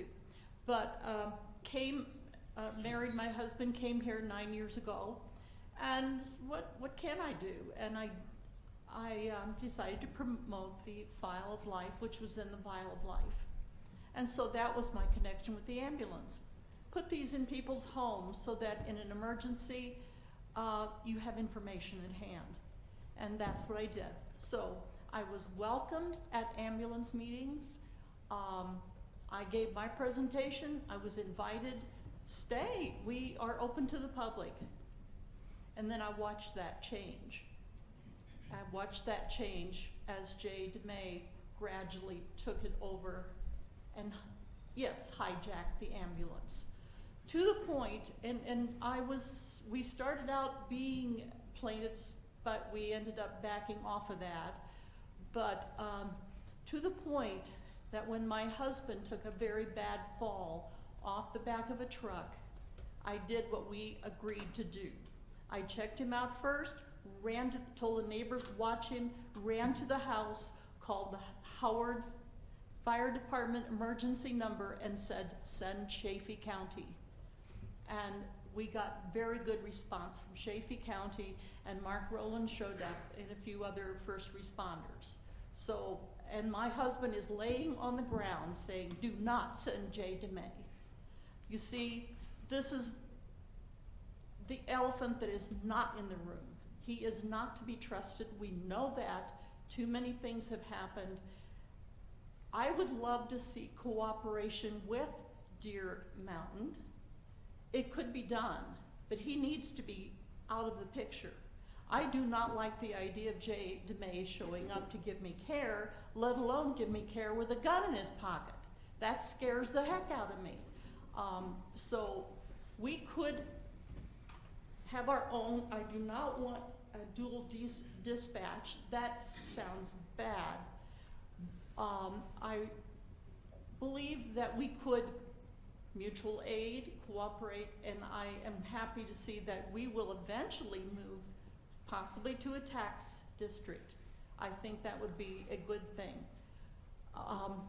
From the mess that Jay DeMay left us, I think these people are doing a very good job. So I support AVA. Thank you. Okay, thank you. Anyone else?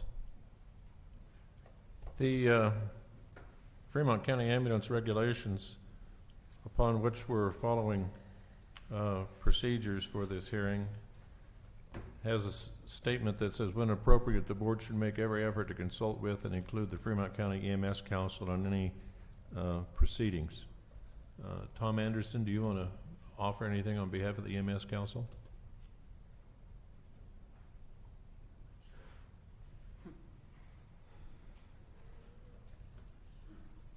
My name is Tom Anderson. I'm the chairperson for the Fremont County EMS Council and Southern Colorado RETAC. My 27 years here in Fremont County on emergency services has always had, seems like, some sort of an issue with response to the West End, whether it be the number of people that can show up, the volunteers. Being a volunteer is a very hard job because they have to have a full-time job to support themselves. So we understand that. The EMS Council currently has worked very diligently to bring on Dr. Numson as a countywide medical director and provide continuing care. So no matter where you go and who comes to help you, you will work under the same protocols as each agency. That only delivers better patient care, which is what the ultimate goal is. It is also, I heard that it is okay, and I think it was said that somebody had a study in New York. If you look at the American Heart Association studies today, it does say that proficient CPR and advanced medical care, along with early defibrillation, has improved out-of-hospital resuscitation greatly. So there is a need for an ambulance. The EMS Council continues to support each agency in Fremont County. We believe that there should only be one medical director that is responsible for each agency. That was last voted on again here in April as we renewed a contract with Dr. Numson. So that's what we would like you guys to consider is one medical director, one set of protocols, and the agencies must be a part of and in good standing with the EMS Council, which AVA and Deer Mountain do attend monthly. We don't have any issues with them non-attendance. So again, the council is here to support each agency, to help everybody out, but we also believe that there are some problems up there, and one agency all working together under the same protocols as everybody else in the county that we can all train with and do things together would be the most beneficial for the patients, which is why we do this. Okay, thank you, Tom. Thanks, Tom. I said at the outset that we would, before we close, we'd give each agency an opportunity to respond. I'll do that now. Does AVA have anything they want to offer?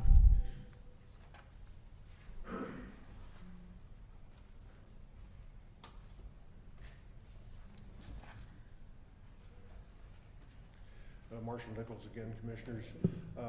Just that in response to what Tom Anderson just said, we do follow the Screech Act protocols. We always have. Pretty much every agency in the area has accepted them as the Bible for patient care, pre-hospital patient care and treatment.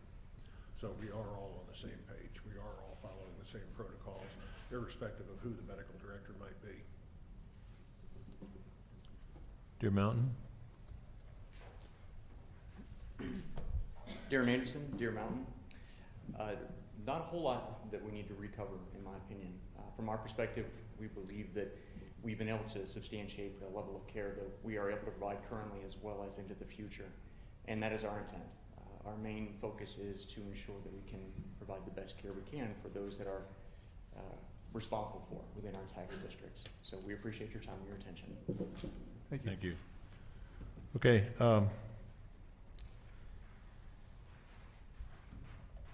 Eileen Owens said that the elephant in the room was not here.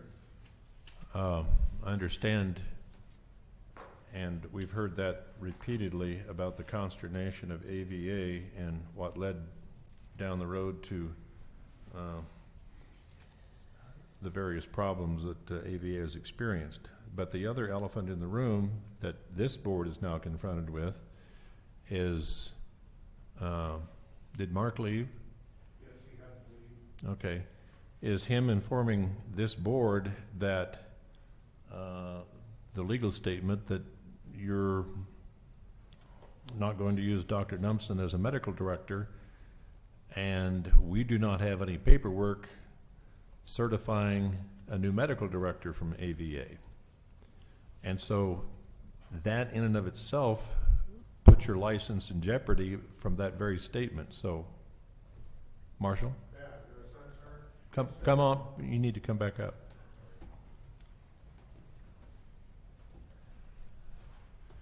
I have read the contract that Dr. Numpson, that Jay DeMay signed with Dr. Numpson, and if I remember correctly, I do not have the document in front of me, but I do believe it requires that we provide 60 days notice before switching medical directors. And I do believe that Mark, again, meant to say, I can't speak for him, but I believe that the notice today was the beginning of a 60-day period. Okay, shall I ask Dr. Numpson what his interpretation is? And if he, what's your status with what you've heard here today? Because I think the board would kind of like to hear what your reaction is to all of this. Well, it's frustrating that it's going to return to a fragmented medical directorship. I've heard of Dr. Wigington. I don't know him. He's a family practice physician. I don't know what level of experience he has. Where is he from? He practices in Salida. Okay. I don't know if he's simply a name that can rubber stamp documents, or if he's actually going to be involved with training and direct medical oversight. I can hope that he does his best job. And I'm a bit frustrated that none of this was discussed with me. If they weren't happy, let's have a meeting. Let's try to discuss your concerns and address them. I'm absolutely open to that. I've tried to manage, the tasks presented in an unbiased manner, simply from a medical standpoint, not a management standpoint. And obviously, it wasn't interpreted that way. The actions I've made and the letter I sent in August were to address countless phone calls and emails about the conflicts, and you have to do something. You have to address this. And from what I saw and consultation with experienced paramedics, that best practice was not being followed. So from Tom Anderson's comments about a countywide medical director, do you serve as the medical director for every ambulance agency licensed in Fremont County? Except for Penrose. Penrose is a division under Florence, but they have elected to keep their previous Medical director. Okay.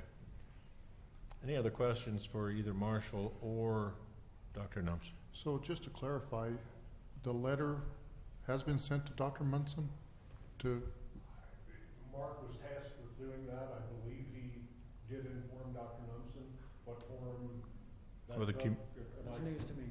the communication would also have to come to this board as well, right? Yes. Yes.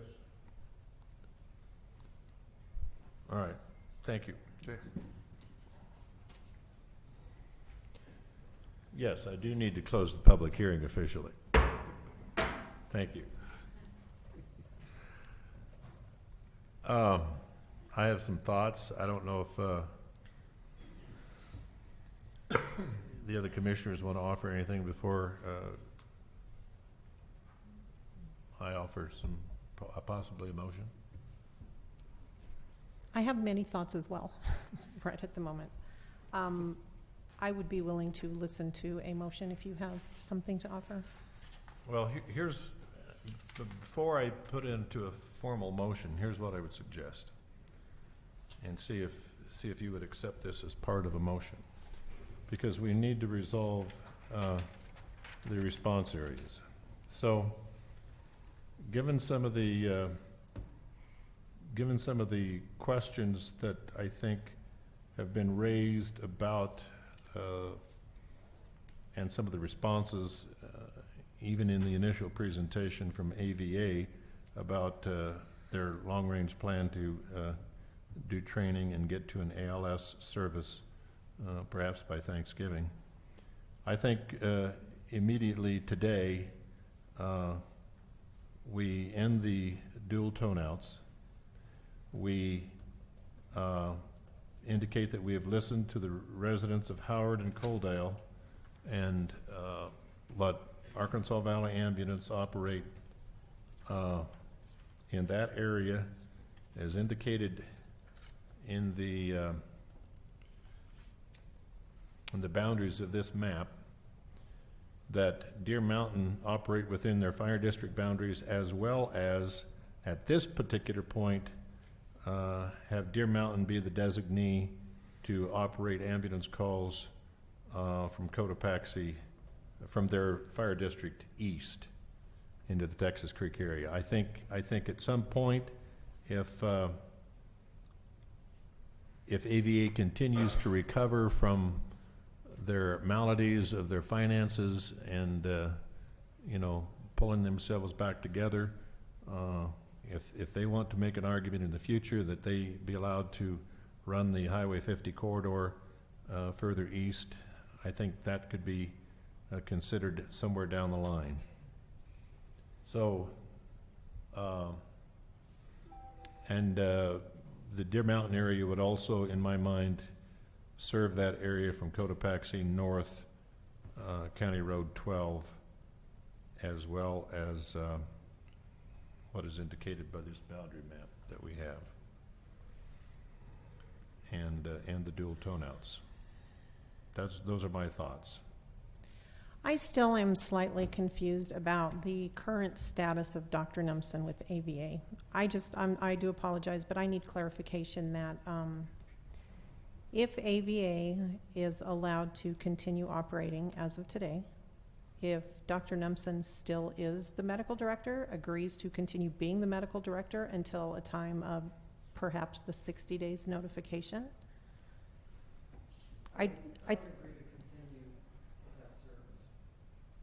You do agree to continue with that service?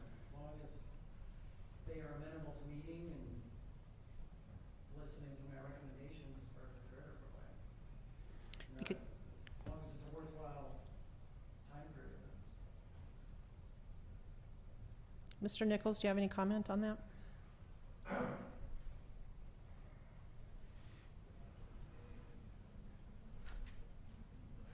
Commissioners, we're certainly amenable to operating with Dr. Numson.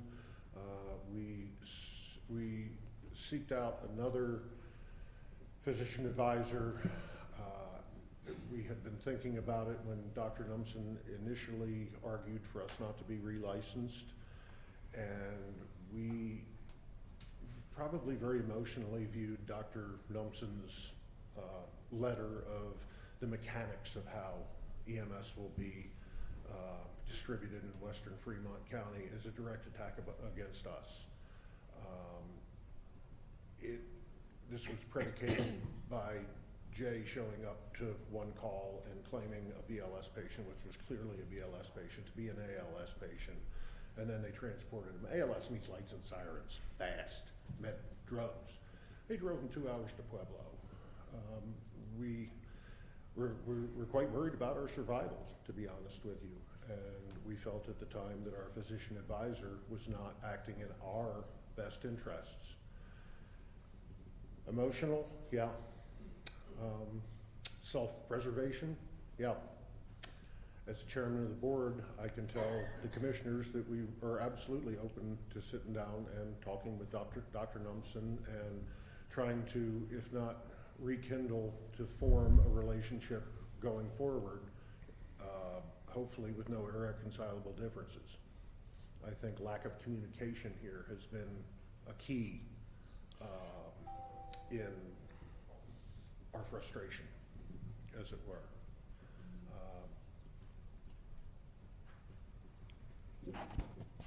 Okay.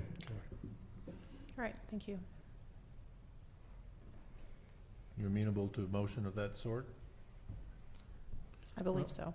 The only thing I would add is I'm still, I think we need to put a time limit on when the license fee is going to get paid. That should have been paid last April.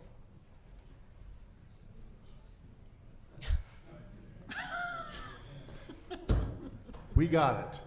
Now we don't have to deal with that any longer. All right, I'll make a motion Okay. that both agencies are licensed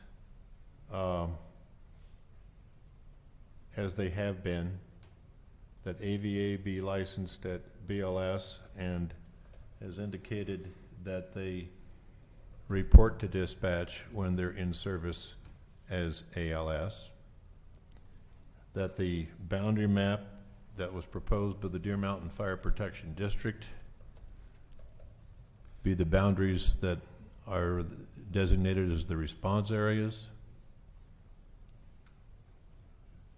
and that if there's any changes to be considered to those boundaries, that can come up at annual licensing next April. I think this is a solution that gives us an opportunity, it gives AV an opportunity to try to get its feet back on the ground and meets the wishes of the Howard and Coaldale people that they not see Jay DeMay show up in their territory. That Deer Mountain respond to that Highway 50 corridor to the east. That it's the expectation under licensing that Deer Mountain continue to operate with those hours of 8 a.m. to 8 p.m. daytimes. That if either agency is out of service, that dispatch will be notified.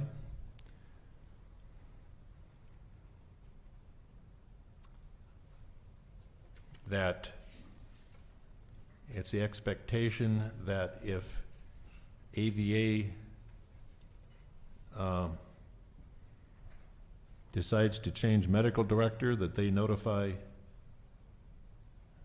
this board and Dr. Numpson. In the meantime, I think the record will reflect that that's an expectation that AVA have that face-to-face meeting with Dr. Numpson to resolve some of these issues now that you're not going to be having dual toneouts. And I'll just put into the motion that and Marshall, I'd prefer you put your $100 bill back in your wallet, and I'll just say that it's expectation that AVA come current within those medical director fees, ambulance license, and the dispatch fees within 60 days. Okay. One point of clarification, Weston, and we have been doing calling in when we're ALS and calling in when we're BLS. Okay. Can we ask for response coordination in the event that we might need ALS, that Deer Mountain do the same when they're ALS, call in ALS? That way we can just call FreeCom and ascertain that we have an ALS ambulance. Sure. We'll place that same expectation on Deer Mountain, that if they are not in ALS status, that they also have that obligation to notify dispatch. And quite frankly, as I ascertained before this meeting even began, as somebody appropriately pointed out, is that if a patient desires Chaffee County ALS, that is your option as a patient. So we won't sit here and dictate which ALS ambulance is summoned. And you also talked about County Road 12 north of Cotopaxi? Oh, I just adopted this map. Okay. All right. Second. I just would add a footnote to all that Commissioner Norden just said. I believe that most of the issues we've been hearing about will end with the dual toneouts. I certainly hope that they do. I just would like to make it very clear that our expectation is professionalism amongst every single one of you, every single minute of every single day. I hope that's been made clear to you today.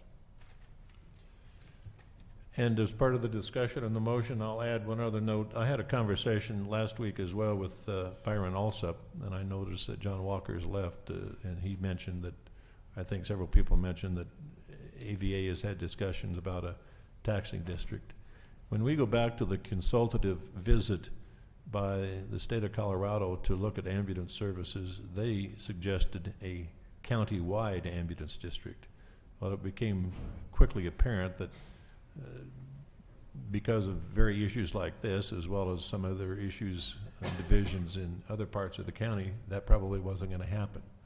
But it's also apparent that the quickest solution to resolving long-term EMT medical services are through a taxing district. And if there are citizens among you in the Howard and Coaldale area that can draw upon this conflict to serve as an impetus to pursue that goal, then good luck. It's something that is long needed.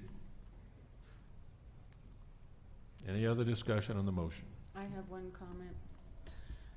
With respect to the medical director, notification from the agency is not sufficient. The regulations require that the new medical director do an attestation that they were willing to serve and comply with state and local regulations, and that's required as part of any change of medical director. You cannot operate without a medical director, absolutely cannot. And if you do, that's probably very serious implications to the license. And the county must have that documentation before any such changes are made. No one who's running on an ambulance is a physician. That's why you need a medical director. Okay, and with adoption of the motion, I'll entrust the fire chief of Canyon City as chairman of the CRCA board to notify dispatch of the appropriate actions taken here and be effective with the motion. In conjunction with that, can I get a copy of that map? Absolutely. Delineate the boundaries for dispatch. Absolutely. And also, while both representatives are here from AVA and Deer Mountain, we have our CRCA board meeting this Thursday at 1:30. At some point on the dispatch side of things, we'll need to have a conversation with these agencies to set protocol for when they are out of service. Who is the next contact that dispatch needs to go to? And I hoped that was part of my expectations in the motion. So if you can get that set up, that would be super. Thank you. Roll call. Commissioner Norton? Aye. Commissioner Payne? Aye. Commissioner Bell? Aye. Motion carries. And I want to thank you all for the respect that you showed during the course of this hearing. You were very gracious, and thank you for your comments. We still have an agenda to get back to.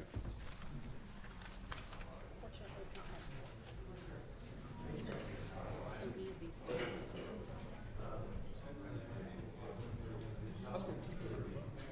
And I'll wait for just a few seconds for the room to clear.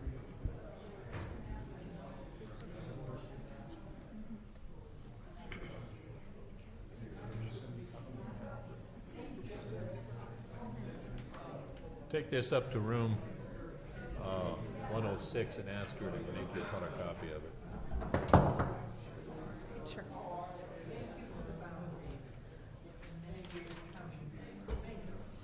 All right. This meeting is still in session. Item under new business. Item number 4, liquor license renewal. Late submittal waiver request for TZ Liquor LLC. I'll hear from the clerk.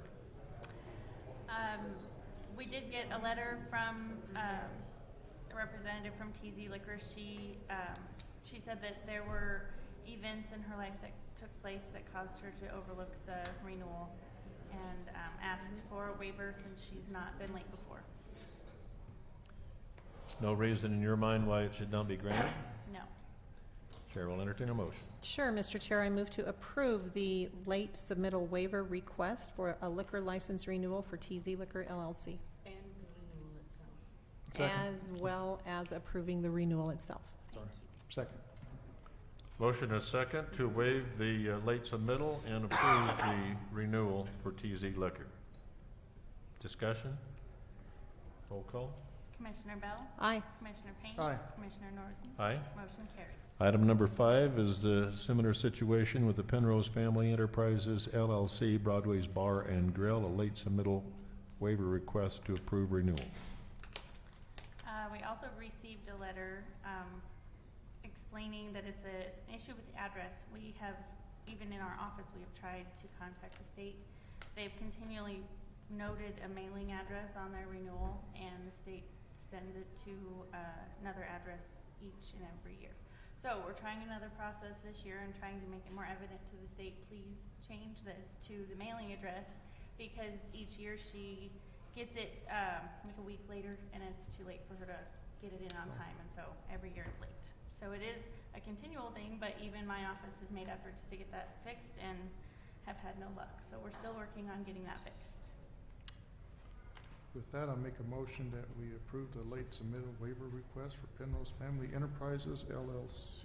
And the license. As well as the license renewal itself. Yes. Second. Motion is second to approve the liquor license renewal for Broadway's Bar and Grill with the late submittal waiver. Discussion? Roll call. Commissioner Payne? Aye. Commissioner Bell? Aye. Commissioner Norton? Aye. Motion carries. Item 6 under new business, Mountaindale Campground zone change, which we dealt with some time back, and they're requesting another 6-month extension for submittal of contingency items in conjunction with that zone change. Thank you for your patience today. Mr. Chairman, fellow commissioners, I'm happy to report that we do not have any ambulance issues out in far eastern county. Make everybody happy here today. Bless you, sir. Yes. We're doing real good out on the eastern fringes. We get excellent service. That's out good there. to know. How close are we here? We're real close, Commissioner. We have 2 items left. As I detailed in my letter of request to Matt, the planning director here, we're trying to resolve 2 issues that existed, as I like to say, before Clay. One involves a handshake agreement misunderstanding on whose property was whose, and we're still working through getting that property swap done. Our surveyor is supposed to be out on the 19th of September to survey these tracts that are going to be traded to get the entrance issue straightened out, and then we are still working through our consultant to straighten out the record keeping with the Department of Natural Resources as to, do we need another water share, do we not, how did this get wrapped around the ag axle even before my boss, Mr. Emery, bought the campground. So those are the only two issues that we still have outstanding. We stay in constant contact with planning and zoning, and I don't think Matt's got any heartburn with anything we've done or we're doing. We have a lot of money invested this, and Mr. Emery certainly intends to carry forward with the original plan that y'all approved. And could you state your name for the record? Oh, I'm sorry. My name's Clay Kennelly, Kennelly. I'm the manager of operations. Mr. Emery is at Colorado Springs today, wasn't able to attend, thank God. He's not as patient as I am. And before you leave, if you could just fill out that slip so the clerk has your proper spelling of your name. Be more than happy to, although she sees us quite frequently as well. All right. Matt? Yeah, we've made several site visits, and they have completed quite a bit of work out there. We don't have a problem with granting the extension so they can complete everything. They are coming into compliance with everything that we've asked of them. So, and that's just for 6 months, Commissioner. I'm sorry. Okay. That actually is my question to you, sir. Are you quite certain that 6 months is enough? Because we'd hate to approve 6 months and see you back here again 6 months from now and say we need one more 6-month extension. That's a hard question, Commissioner. I know we've talked to the adjacent property owner as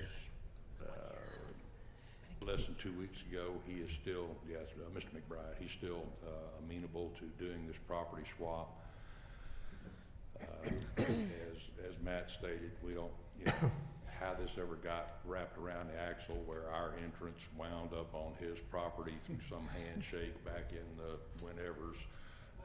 Nobody's got an answer to, but obviously from a legal standpoint, we have to get it done. It has to be surveyed. We've had some issues. Our current engineering firm and surveying firm, the guy who does it has apparently been on a Caribbean sabbatical for about a month and a half, so that kind of slowed us down. I kind of wish I was with him, but all right. And then the issue with the Department of Natural Resources on what may or may not be taken out of the wells. Part of the issue is for whatever reason, even though it was noted in our official records, they weren't subtracting out the amount of water that we pay for and haul from Cannon City when our wells do not produce. And that goes back way All right. beyond. Well, I think Commissioner Bell is ready to help you out here. I do have a motion, sir. Okay. I move to approve the zone change 15-002 Mountaindale Campground zone change, the approval for a 1 year, a 12-month extension of the deadline for submittal of contingency items. Commissioner, I assure you we will not take a year. All right. Okay. I'll Thank you. second. Motion and a second to grant a 12-month extension of the deadline for submittal of contingencies in the Mountaindale Campground zone change. Discussion. Roll call. Commissioner Bell? Aye. Commissioner Payne? Aye. Commissioner Norton? Aye. Motion carries. See, you can go back and say that you got more than you came for. Commissioner, we're happy every time we come down here and meet with any of the county staff or the members of the Board of Commissioners. And again, we got good ambulance service out east, so. We're glad someone is happy. We get it from Fort Carson and the 115 Fire District. They do an excellent job for us. Excellent job. All right. Thank you. Thank you. Item 7, proposed amendment to the Combined Regional Communications Authority Intergovernmental Agreement. We had an amendment here a couple of weeks ago. We're amending that paragraph again. County Attorney wants to address it or not? This is paragraph 9.26, where the original agreement provided that the entities would reimburse in accordance with the formula the $85,000 architectural fees and $100,000 additional match that the county used from COP money to get the DOLA grant. And so after some negotiations by our county manager with the other entities, the sheriff has agreed not to seek reimbursement of the $85,000 architectural fee. So the only thing left outstanding is the $100,000 additional match from the COP money. And the revised language to 9.26 provides that the agencies will figure out a proportionate way to do that and does not have a specific method for reimbursement in that provision. And the purpose for that is to get a new IGA adopted so that we can attach it as an exhibit to a petition to the PUC anticipated by the E911 authority in the near future. Okay. Make a motion that we approve the proposed amendment 9.26. I'll second. All right, motion and a second to adopt the language of the amendment to the IGA for the circa. Other discussion? Roll call. Commissioner Payne? Aye. Commissioner Bell? Aye. Commissioner Norton? Aye. Motion carries. You're going to be glad to see this chairman go with his marathon meetings, aren't you? There being no further business. That's right. It's a guarantee of no more marathon. There being no further business before this board, we stand adjourned. That's right, no more. Who was chairman for OTR? That was me. I thought it was. That would be Commissioner Bell. 3 different. So we have 3-day hearings to look forward to when you Sure. take over. What do you think? next year. Yeah, what do you think? You ready? Only if they bring in sustenance. I know, right?